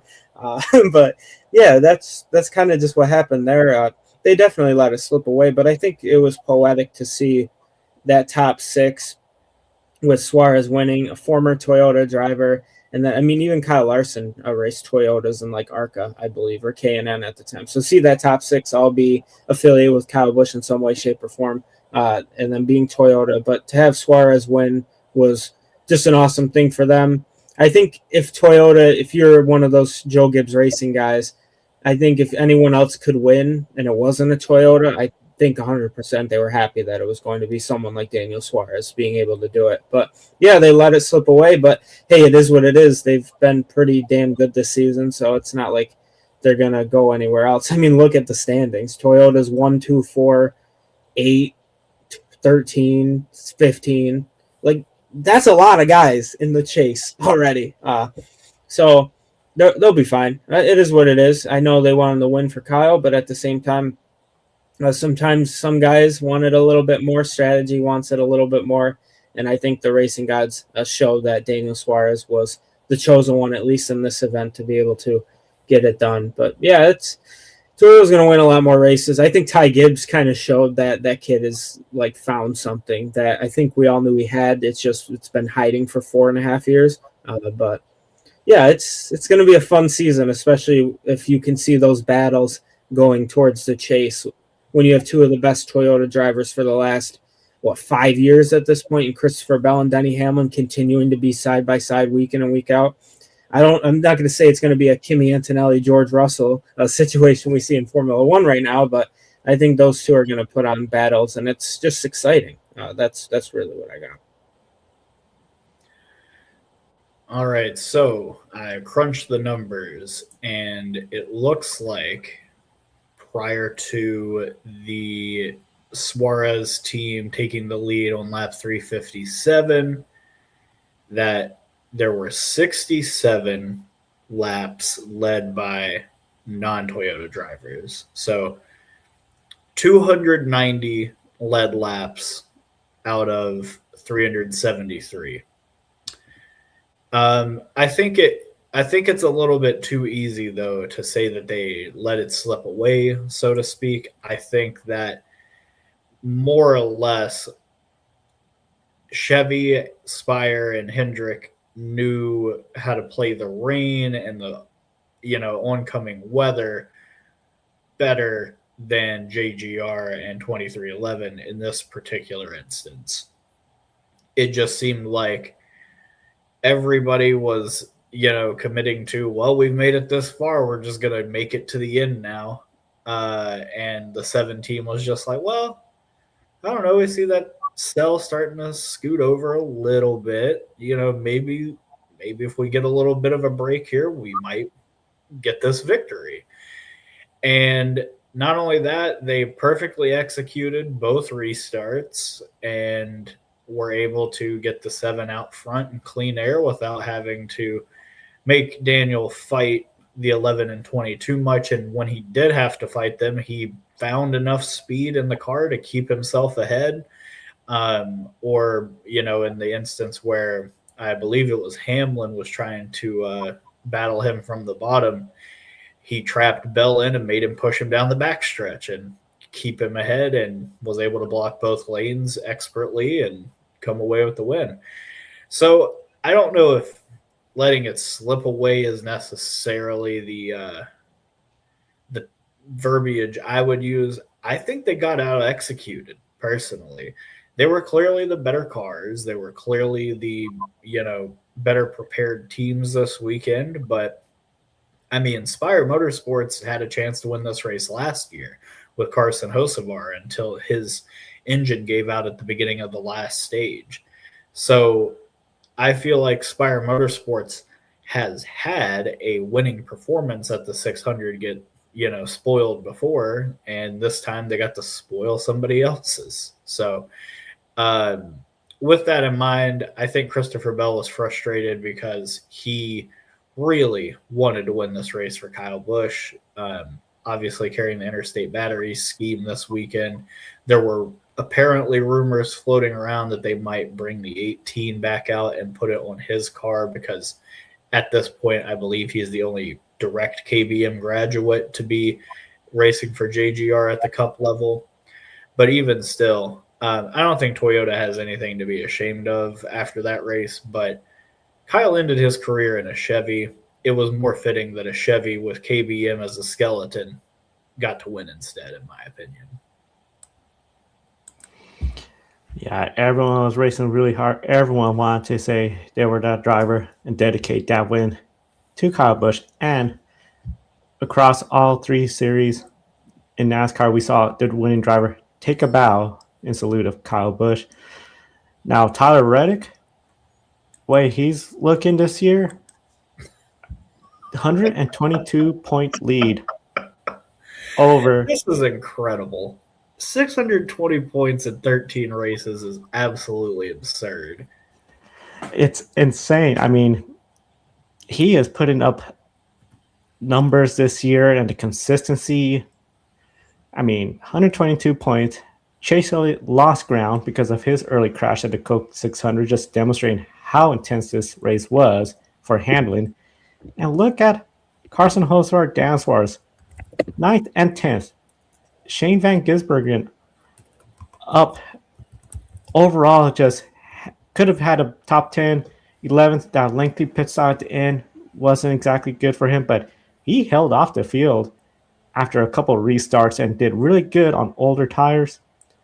Austin Cindric, Joey Logano, both outside the moment. Logano really not much to show at Cindric. Hard hit, but he was okay after him and Connor Zilisch got together. We are now only 12 races away before the chase begins at the Southern 500, the next big crown jewel race. Tanner, Spire Motorsports to have 2 of their drivers in the top 10. Can they keep both drivers in that top 16 to get a chase spot? And could we potentially see 2 Penske drivers miss the chase? I think it's possible we see a Penske team miss the chase. I do think that Austin Cindric has been routinely better than Joey Logano this year, oddly enough. I know that's so strange to say. But that 22 team, I mean, outside of last night where they had pretty good speed by the end of the event, I believe, yes, ended up 8th with a nice top 10 after starting 33rd. I do think, it's certainly possible that he gets his act together and gets in the postseason, especially after, the guys around him had such a bad night as well. I mean, you look at Chase Briscoe and Ryan Preece, who are directly ahead of both of them, both wrecked each other toward the end of the event. So I think with that in mind, Penske still has a decent shot to make the chase. They just need some things to start going their way. with all that in mind, as far as Spire making it, as I mentioned in our preseason predictions over at Pitbox Press, we predicted in the best possible scenario that Spire would have 2 cars and 2 wins. And they have 2 cars in currently, and now 13 races into the season, 2 wins. I genuinely didn't think it would come this quickly, but all in all, I have to kind of take them seriously at this point, even though just a couple weeks ago when we did our initial power ranking for the season of the drivers that were currently in the chase after Talladega or Texas. I can't remember which one we ended up going with. I believe it ended up being Texas. But after the Texas race, we did something called the Chasers, and we said that, effectively we didn't think the 7 team at this point was going to make the postseason, but I think that we kind of got to go back on that now if they're going to perform like this at all sorts of racetracks. You look at Texas, where they had a top 10 and ran up front for much of the second half of the race after the front row starting spot. At Watkins Glen, where he came home with a very solid top 15. He's doing all of the things necessary to make the chase. So I think that the 7 has a very good shot at making the chase along with the 77. I think the 71's a little too far back and not showing enough speed on ovals to really give them a good shout at making the postseason. But I think it's possible that both parts of this scenario could happen, where the Penske cars that are currently out, they could make it in with the 2 Spire cars. I don't think it has to be an either or kind of situation. I think all 4 can make it. But at this point, I'd say both possibilities in the question of Spire making it into the chase is likely, and Penske missing 2 is likely. It would be rather weird, though, going into 1 an even year and 2 a last 10 races of the season, and Joey Logano and Austin Cindric aren't there, and Ryan Blaney's the only person, carrying the Penske flag. That would be really weird, I would say. Yeah, I feel bad for Logano. Something's missing. I don't know what it is. It just seems like he hasn't been Joey Logano lately. I think even in his championship run from 24, which I would argue, it's a champion regardless, but obviously he wouldn't have even really made the playoffs if it wasn't for winning you're in at that point, based on standings. But hey, he's still a champion at the end of the day, but something's just been missing from him. So I hope he can figure it out soon. He is getting older. Obviously, he just celebrated, I think, his 36th or 37th birthday. Literally, I think it was on Sunday. So for him, Spire, I think Spire can definitely keep it up. I'm worried just the inconsistency lately of some of the guys. I still think a guy like Bubba Wallace and Shane Van Gisbergen, I still think they're probably going to get in, but just sometimes they've been so inconsistent that there was at one point where they were both up in like the top 8, top 10, and then now they've fallen out down to 13th, 14th. William Byron's been incredibly inconsistent this year too. I think he'll get in, but again, he's been very up and down. Ryan Preece and Chase Briscoe are 2 guys I'm looking at, obviously, at the cut line. I'm not saying they're better or worse than Cindric and Logano, but I think Briscoe has the equipment that he can, and I think RFK has shown that they have the equipment for Preece, but is Preece going to eventually win? I think he needs at least 1 win to get those extra points to be able to keep it. But yeah, other than that, everyone who's really outside the top 19 or top 18, I think, with all due respect, even someone like Ross Chastain too, hasn't really shown much, I think, this year. And I think of the guys who are going to make that final 16, I think they're all in the top 18 right now. But yeah, I think it's more likely that Spire has both guys in. Penske at least has 1 guy out. Ryan Blaney's been carrying it for the Ford camp for even during Logano's championship year in 24. I would still argue that Blaney's been the best Ford driver since at least 2023, and it hasn't even been remotely close. So, yeah, I guess we're going to see what happens. You never know. Something can happen where somebody just goes on an incredible tear from outside the chase, or just an incredible just nothing at all, like the opposite. Incredible. Where somebody like a Brad, Byron, Bubba, SVG could just fall off the face of the earth for the next couple weeks, and all of a sudden those guys get points, they don't. So, yeah, but yeah, awesome to see Spire Motorsports. I think they figured out they have so much money that they should probably put focus onto the cars and listen to their drivers and get drivers like a Suárez, like a Carson Hocevar to actually, build the program up. With all due respect to LaJoy and Justin Haley and stuff, but yeah, those guys unfortunately really weren't the best of the bunch. So I think now with 3 charters, I don't know if McDowell's gone at the end of the year. Obviously, don't know what they make changes there, but I think Suárez has a seat there. Hocevar has a seat there. I don't know unless something in free agency happens with McDowell. But yeah, also too, it's crazy. Did you guys think this end of my answer? Obviously, did you guys think if you said we're 13 races in, what teams would have multiple race winners this year? And the answer would be Joe Gibbs Racing and Spire Motorsports. I don't think, because everyone else only has 1 win apiece. Obviously, 2311 only has Reddick. Hendrick only has Chase Elliott, but Joe Gibbs has Hamlin and Ty Gibbs, and then Spire has Hocevar and Suárez. I definitely would not have guessed that. So no, that wouldn't have been on my bingo card at all. Not at all, as you said. And I know, just looking at like Hendrick Motorsports, I mean, I know Byron got some damage from that Cindric car, didn't seem to be much of a factor. Bowman, not a factor, not brought up. Chase Elliott crashed early. Kyle Larson having one of his best runs, but it's just interesting because Kyle Larson, he is the defending series champion, and he's gone already over a year without a win. When he won stage 1 and Adam Alexander said, our reigning champion, I was thinking, what do you mean? I almost forgot. I was like, oh yeah, he won the championship last year, but he hadn't won since Kansas last year. Last night he looked like the Kyle Larson that was in contention for a win. I mean, just coming up a bit short. He's 6th in the points right now, getting more consistent. Are you surprised, Matt, that with Kyle Larson, he's now gone over a year without a win? Absolutely. The fact that he's won more championships in the last calendar year than he has races at the cup level is crazy to me. I think Kyle Larson, it's kind of funny. It's almost like he's in Daniel Hemrick Xfinity at the time territory, where he's always a threat at that point, but just couldn't win. Sheldon Creed too. And I think Larson's going to win. He has to win at this point. I just don't know where the heck it's going to be.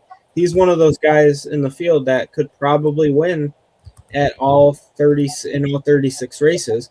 I know his super speedway stuff, he's gotten so much better. He's never won yet, but I think he can very easily. He's always in contention, always winning stages. But yeah, for Larson to go now, what's it, 37 races without a victory in the NASCAR Cup Series, and he's won, I can't even tell you how many O'Reilly and truck races since that Kansas Cup win.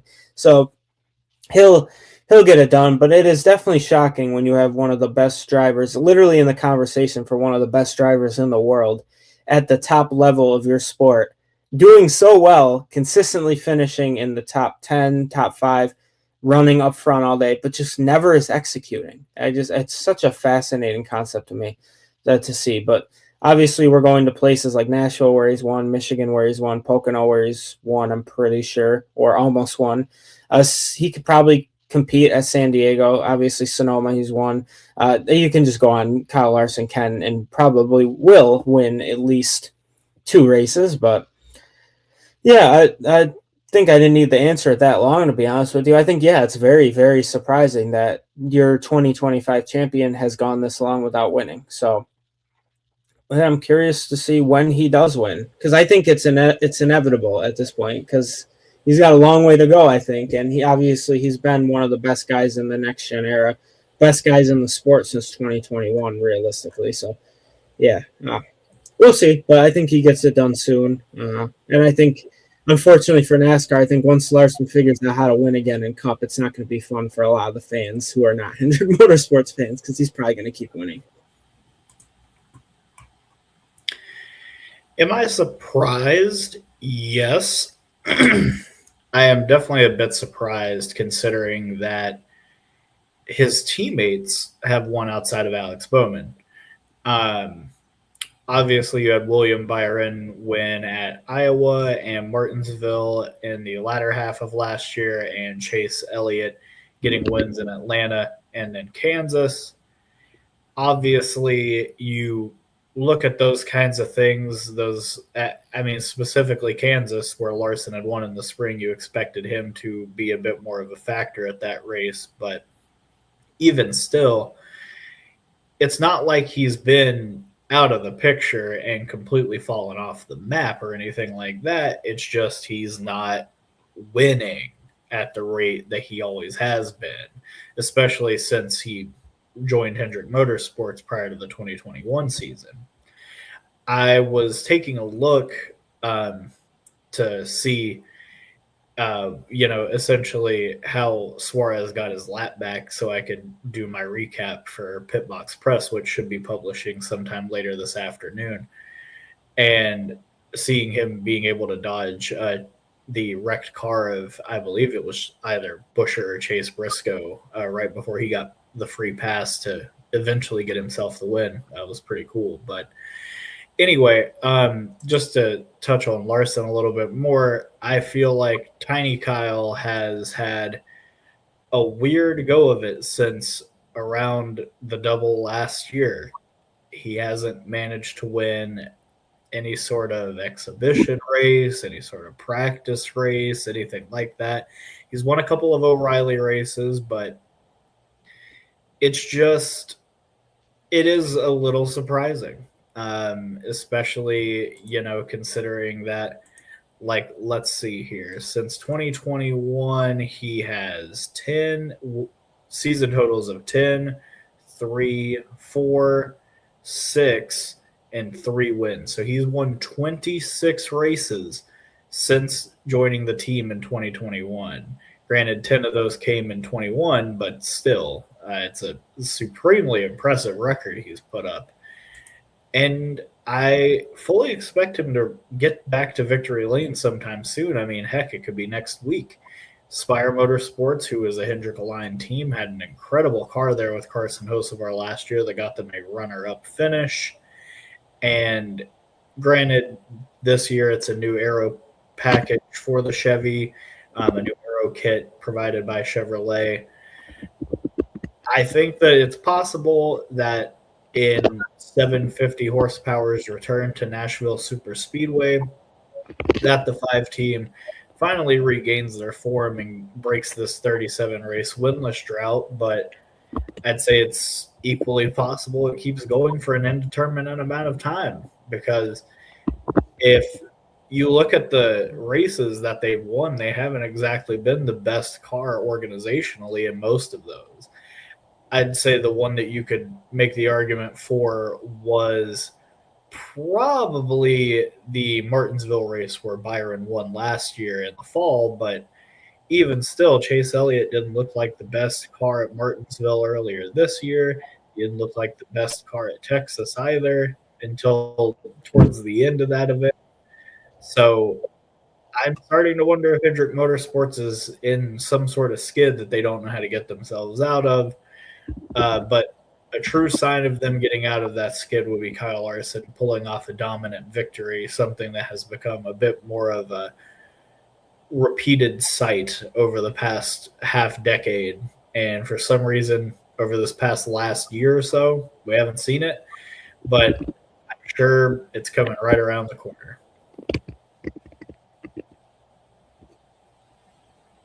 Coming around the corner. It's going to be really interesting to see how Nashville plays out, because I agree with you, Tanner. I think once they figure it out, they're going to be hard to beat.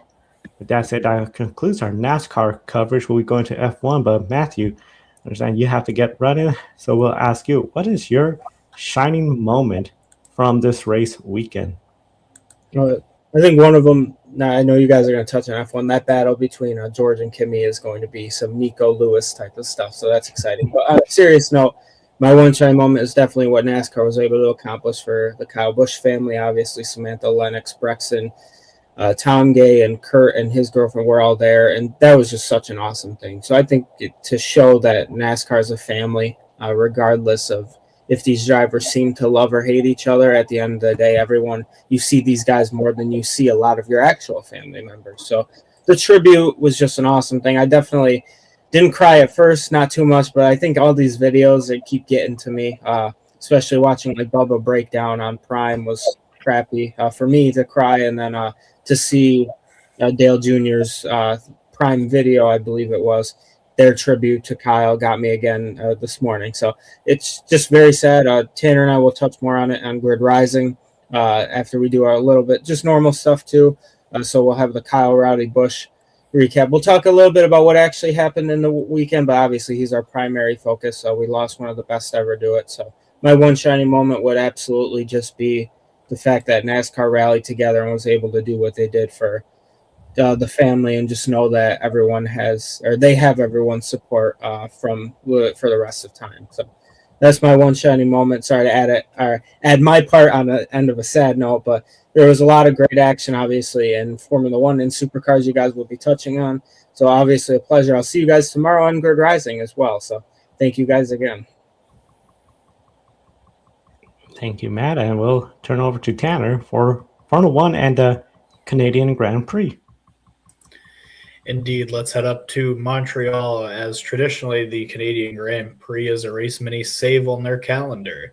This year, though, it was moved further up in the schedule, oddly placed between the Indy 500 and the Coca-Cola 600 instead of how Monaco has traditionally kicked the day off. Anyhow, many missed the start of the race as the Indy 500 was still concluding at the time due to that red flag for the Kyle Collette caution. The start ended up getting aborted twice, which not typically what you would see. McLaren, to start out with, made the absolute wrong strategy call to put intermediate tires on both of their cars. After 500 coverage concluded, though, George Russell, who won the sprint on Saturday afternoon, retired from the race with engine issues. Kimi Antonelli, his teammate, went on to win the race for Mercedes, but again, it overlapped with NASCAR coverage as they memorialized Kyle Busch. This weekend, we saw Mercedes tested with the two drivers during the sprint and Grand Prix, including Toto reminding Kimi to handle stuff away from the public. So, starting with you, Joe, was this clash between the two drivers at Mercedes inevitable, and does Mercedes have a problem? 100% inevitable. I mean, this is something where George Russell, he has to feel like there's some pressure. He has to perform, especially when you have a young 19-year-old driver coming here and challenging you for your top spot as a team number one. I mean, we've seen George Russell. He spent a long time with Williams, hoping to get to Mercedes. He does. It was under Lewis Hamilton for a while. Then, of course, here comes Kimi Antonelli. Opportunity to be the number one driver. Mercedes did not have that great of a car. Now Mercedes has the car to beat. And he has a teammate that was outshining him. 4 consecutive wins. First F1 driver to do that since during their first win to win the next 3. So I think this was inevitable. As for the problem, it's going to be if we see more of what we saw at the sprint race, especially. Kimi Antonelli, he's young. He doesn't have all the experience. He was making some moves that could have resulted in both cars crashing out. If this was 2 veteran drivers, I'm pretty sure we'll still have close calls and potentially still the occasional accident, hence Barcelona, Lewis Hamilton, and then Nico Rosberg. Overall, when these 2 drivers are racing each other, George Russell's going to do everything he can. Kimi Antonelli is going to be a little bit more daring and put himself in bad situations. This could be a problem for Mercedes, and you don't want to start losing points in the constructors. Granted, McLaren, the way they're looking, I wouldn't be too concerned on Mercedes. Ferrari might be their biggest competition. At the end of the day, though, this is something where you got 2 talented drivers, a young upcoming rookie. This was just bound to happen, and it exploded at Montreal. Yeah, Joe, it really seemed like this was going to happen at some point, as we saw when George Russell's engine let go yesterday. He, as a young young people like to say, he had a crash out. I mean, not literally in terms of like crashing out the car, but he had like a crash out where I think it was like his headrest or something. He just like threw it out onto the track in anger, and then he went through like the little hole within the fence, and then he was like, it looked like he was having a breakdown. Sitting in the chair there, really frustrated with the way things are going, and the FIA did not appreciate George Russell throwing his headrest out onto the racetrack. And so they decided to fine him for this. And George actually released a short statement on social media saying apologies to the marshals and the FIA for making their job harder than it needed to be. It said lots of emotions in that moment. And with Kimi Antonelli, it really seems like that young kid is starting to get under George's skin because George is the veteran within that team, and Kimi is still relatively new to Formula One and Mercedes, and nobody wants to get outshined by a young kid like Kimi Antonelli, because naturally you think George Russell is the guy who's going to be the number one driver, but I'm thinking Kimi Antonelli has snatched that title away from George. That Kimi's here to race, and he has the right. He finally has that confidence, that fire, that killer mentality that he don't care.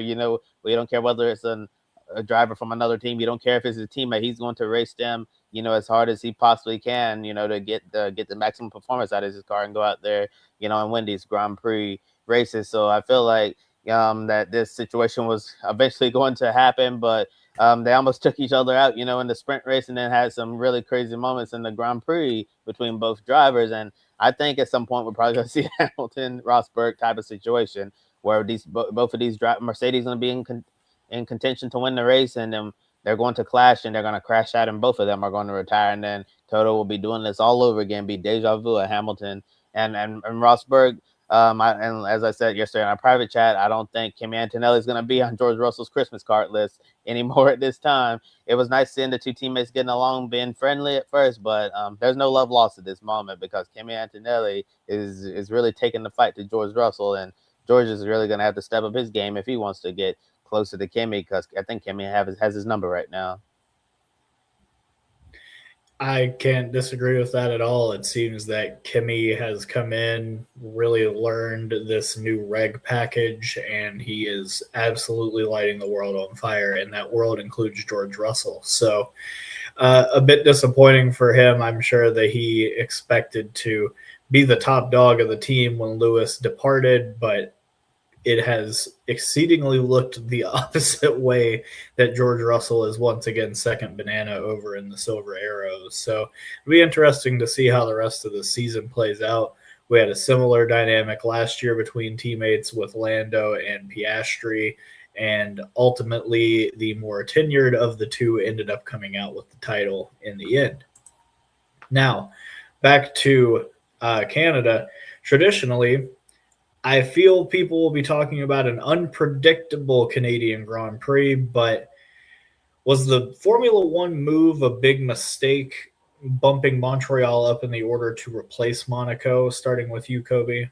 Yeah, I think the obvious answer to that certainly was a mistake. And I know traditionally Canadian Grand Prix has always been like a fan favorite on the calendar because usually you see a lot of action in this one, but unfortunately, I feel like the action in this year's Canadian Grand Prix was relatively mute. We didn't really see a lot of the same action we usually see in this race. I don't know if it had anything to do with the regulations package or just the fact that every now and then you'll get one of those races that's just mundane and nothing really happens. But I feel like most of the focus was obviously on the Indianapolis 500, and people were not going to cut out at the end of this greatest spectacle in racing to watch a Formula One race in Montreal.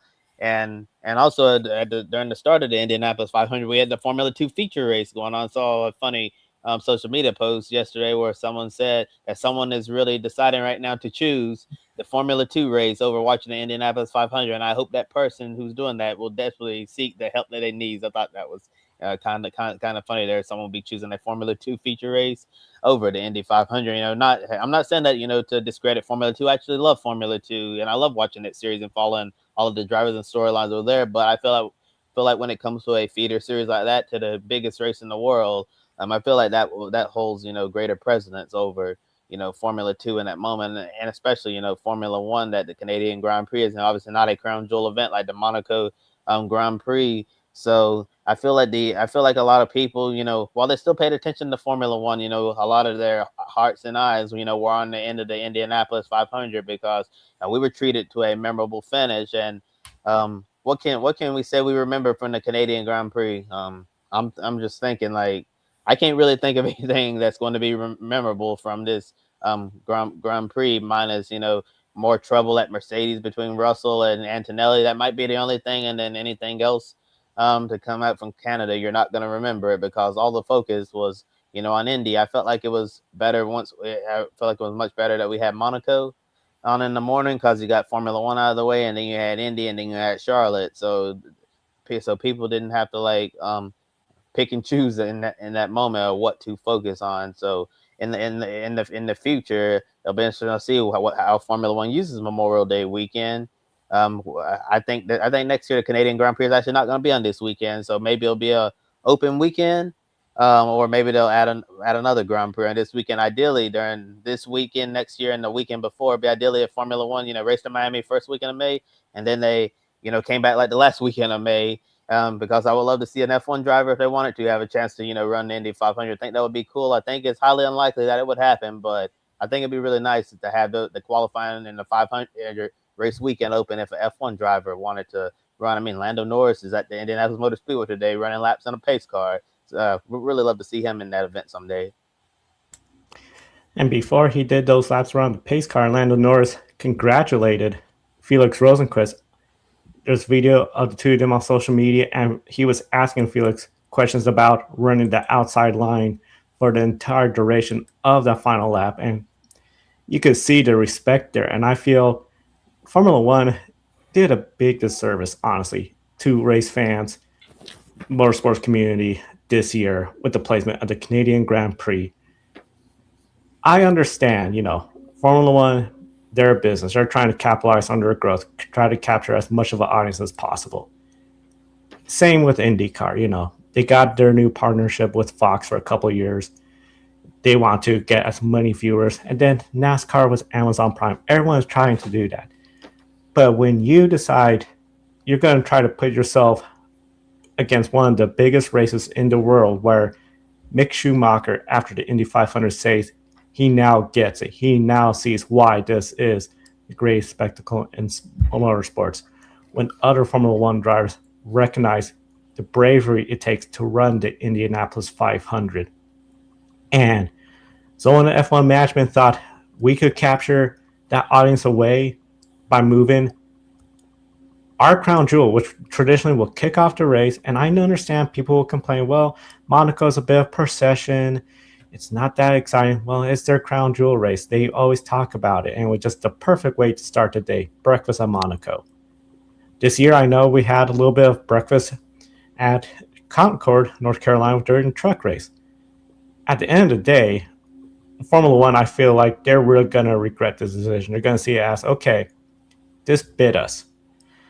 Because the Indianapolis 500, with the delays, the exciting finish, and then with social media, it only takes somebody to look and see, start aborted. Oh, okay, I'm going to keep watching the Indy 500. And then with the NASCAR race, especially, a lot of people are going to be tuning in to see the initial opening and tributes to Kyle Busch. They positioned themselves in a bad spot, Formula One, and I really think they ought to learn not to do that again. Any other race weekend, hey, that seems to be fair game lately. But the Indianapolis 500 race weekend, that is, I think, a big event you shouldn't be putting yourself side by side with. We know sometimes F1 puts himself side by side with Le Mans. That's just the way it goes. But at the end of the day, I think F1 needs to learn. You all getting the same audience from the same motorsport community. Yeah, there's going to be some folks that prefer F1, but they're going to be wanting to watch that Indianapolis 500. Yeah, I know there's not a lot of fans that will be saying, I'm going to watch F1 and NASCAR, but still, I think it's just a matter of respect that, hey, we know our spot in this big race weekend. We want to be adding value of breakfast at Monaco, or be in position to where we're not conflicting with the Indianapolis 500 or NASCAR. Yeah, I think that their biggest mistake was not moving the race at all because Monaco clearly has been lagging in terms of performance when it comes to being an actual race, really for the past decade and a half, I would say, maybe even longer than that. So, with that in mind, I didn't have a problem with them moving away from Monaco necessarily, even though I know that breaks tradition. What I had a problem with and what I think bared out on Sunday was they moved it to North America during the biggest North American racing weekend on the calendar.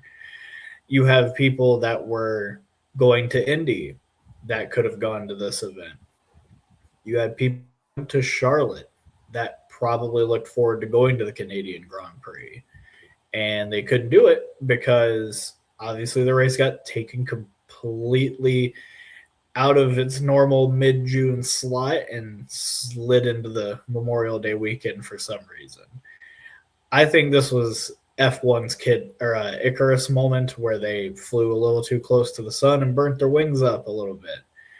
Obviously, I hope that they're able to move the schedule around to get a European date perhaps in that spot instead. So that way we still have the sequencing that we're all used to. But at the end of the day, I think that the race didn't deliver as much as we all would have expected. A ton of retirements from a number of different teams. It's just been a trying year for Formula One, and I'd say this was the most glaring of their tries, their attempts this year to continue to placate the American and North American audiences, and it fell flat on its face. So I hope that, like I said, we get a move to another European facility next year, maybe Spain, maybe something like that. Maybe the Barcelona race gets moved into this slot instead. But I know that Joe wanted to add in a quick follow-up, so I'll throw it over to him. Yeah, you bring up a good point about being in North America. We know it's a holiday weekend. Today is Memorial Day, a very somber holiday, especially for the military families. If Formula One really felt like, hey, let's put a race in North America, do they really anticipate a lot of folks from the United States saying, hey, on this holiday weekend, we're going to go to Canada? Nothing against going to Canada or vice versa, fans going from Canada to the United States. But I just feel like they really missed the mark. Yeah, this is a big race day in the United States, but just because there's a big holiday, I mean, it's just part of what makes this weekend special. It all revolves around this holiday, which really I feel like Formula One missed that mark when it came to this. And a European round, I would suggest a track that has become almost nicknamed F1 Talladega, Azerbaijan, the Baku City Circuit. That would be a race to start off the morning and then lead to the Indy 500. Because even with the time zone, just a little bit more east of Europe. So even if there's some sort of delay, won't impact the Indy 500. Indeed. Well, with Formula One in the book, we'll be taking it down under with Kobe. So, Kobe, what ended up happening this weekend in supercars? Well, to be honest, Tanner, hardly nothing else happened. It was a pretty straightforward racing in Tasmania at Simmons Plains Raceway, and nothing. I don't want to say nothing happened, but pretty ordinary weekend for supercars. Didn't have anything too spectacular, but in the Repco Supercars Championship, we had Toyota win the first two races of the weekend with Chaz Mostert and a surprise, Andre Heimgartner. But Brock Feeney and his Ford prevented the sweep with the race 3 win. Feeney leads the championship now by 90 points over Matt Payne and Bertie Kostecki. In third place, Feeney is now one win behind Kostecki for most wins this season with 4 wins, and Kostecki is still standing at 5 victories. And next up is the Darwin Triple Crown at Hidden Valley Raceway, June 19th through 21st, as we get into the summer months. Well, for them, winter, because they're on here in the southern hemisphere, we're in the northern hemisphere. So it's kind of weird to the American mind in this situation, but We've run this show over 2 hours now, so I say it's almost time for us to get up out of here and enjoy the rest of Memorial Day. So let's get on with our great shining moment from this racing weekend. So if you're watching here live or on replay, and if you're watching here live at the 2 hour mark, you're a trooper for sticking with us all this time, because we've had a lot of motorsports to discuss. So let us know what stood out to you, whether it was supercars, in Tasmania, NASCAR at Charlotte, the Indianapolis 500, or Formula One at Circuit Gilles Villeneuve in Montreal, Quebec. What's your great one shining moment from this weekend? And I'll start with you, Joe. What's your one shining moment? My shining moment is gonna overall come from the entire motorsport community paying their respect to Kyle Busch. And I'll also say this too. I feel when you look at past years, especially in the 90s when drivers passed away, it was not often drivers will display their full emotions.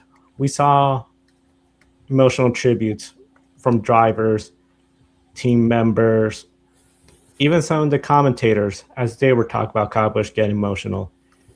Of course, everyone's talking about David Malukas and his emotions, and just like a few years ago when Paddle War was very emotional.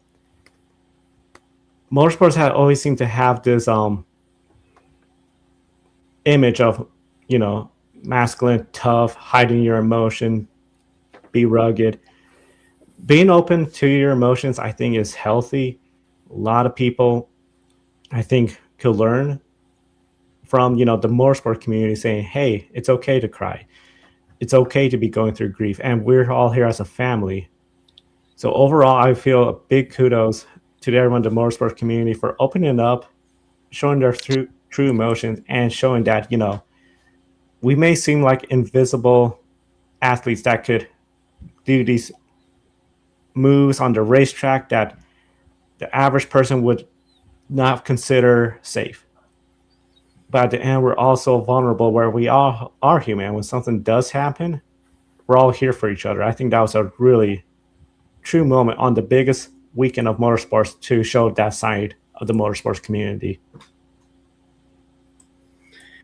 Honestly, Joe, I couldn't agree more, but I will be taking my answer in a slightly different direction. My grid one shining moment from this past weekend is Daniel Suárez. If you go back to the genesis of his NASCAR National Series career, it was through the Kyle Busch Motorsports pipeline, and it inevitably got him a shot in Joe Gibbs Racing Equipment in the O'Reilly Series, and in his first win, he had to outduke Kyle Busch, the all-time winningest driver of that series, and ultimately one of the folks that helped mentor Suárez along in his NASCAR journey. And not only that, he had time with Kyle as a teammate at JGR in the Cup Series. He worked alongside him at Trackhouse when they had an alliance with RCR over the past few years. And in general, they were sharing, notes and data amongst each other when they were racing together at Spire Motorsports in the Truck Series as recently as Bristol earlier this year. Not only that, Spire Motorsports housed out of the Kyle Busch Motorsports offices that they purchased from Kyle in 2023. So with KBM as a skeleton of the Spire Motorsports operation that we see today, with Daniel Suárez being so inherently linked to Kyle throughout his development as a NASCAR driver and ultimately a champion of the O'Reilly Series, and just their relationship and how everything played out last night. It was just so Kyle Busch for Daniel Suárez to win the way that he did. It was very reminiscent of something that Kyle would have had to do to win a race. And I'm sure that Kyle was looking down on Daniel very proudly this past weekend, and ultimately it earned my shining moment to see him win the race the way that he did. Yeah, that's a beautiful shining moment, Tanner. And my shining moment, I'm just going to give it to the NASCAR community in general. I know you guys are going to talk a lot about Kyle on tomorrow night's Grid Rising show, and on Grid tonight, we're going to, just talk about, I guess, the more newsier stuff. with this situation, the timeline of how everything unfolded and what's next ahead for RCR and all of that. But my shining moment, the NASCAR community, and as we all know, NASCAR is a family. And they showed that during pre-race yesterday when you saw the Busch family, come out and you see all the drivers, standing behind them, and some of the drivers' spouses as well. They were there as well, and their children, just showing support, wearing the Kyle Busch shirts and the Kyle Busch hats. And then Steve O'Donnell, the CEO. I thought he's handled this situation very perfectly, as the best he possibly can as the new CEO of NASCAR. I think he's handled this, with extreme class and professionalism. I'm showing the Busch family that you're never going to be alone, that you're always going to be a part of the NASCAR family, and that you have many people who are going to have your back and help you through this difficult time and beyond. See some of the drivers, offering to help out Brexton with his racing career and help fill any gaps, that's going to be missing with Kyle not being there anymore. See Chase Elliott, he wants to help other drivers as well. They want to help as much as they can. And they were mentioning how they wanted to not just help, just for this time, not just a few months or years. They said this is going to last for a long time. So they truly want to show what the meaning of the word family is. And it shows that, we can get into conflicts on the racetrack and get very frustrated with one another. But at the end of the day, that's not what's important the most. What matters is, the relationships that you build over time. So you may be mad at someone for doing this to you at this track, but in the grand scheme of things, it's not important, because what matters the most is, is those special relationships that you carry, off the track, well into retirement and all of that. So my shining moment is, the NASCAR garage for really standing behind the Busch family during this extremely difficult time. It was just a really beautiful thing to see. And if you were watching that moment live in pre-race yesterday, that's one of those moments that you'll never forget for the rest of your life. You'll always remember seeing everything that we saw, and it was just a really powerful moment, probably one of the most powerful moments in the sports history. Very powerful moment. We'll never forget, and definitely something where we'll be talking about for a long time to come, especially as later on we'll see Brexton, I think, climb up the racing ladder. And of course, Tanner and Matt will be on the air tomorrow for Grid Rising, remembering Kyle Rowdy Busch. Encourage everyone to subscribe, hit that bell icon so you don't miss their program tomorrow and any future programs, including Grid Tonight, the latest news in regards to everything that happened with Kyle Busch and other motorsports news from around the world. Across social media at Grid Network TV and gridnetworktv.com. Isha, Matt both have articles up. And a big thank you to our investors, Con, Deshelle, Mark, Robin, David, Matthew, Crystal, Nico, and Gloria, our newest investor. You can invest through Patreon or YouTube paid membership. For Kobe, for Tanner, for Matt, who was here earlier, I'm Joe. Thanks for watching. We'll see you all next time.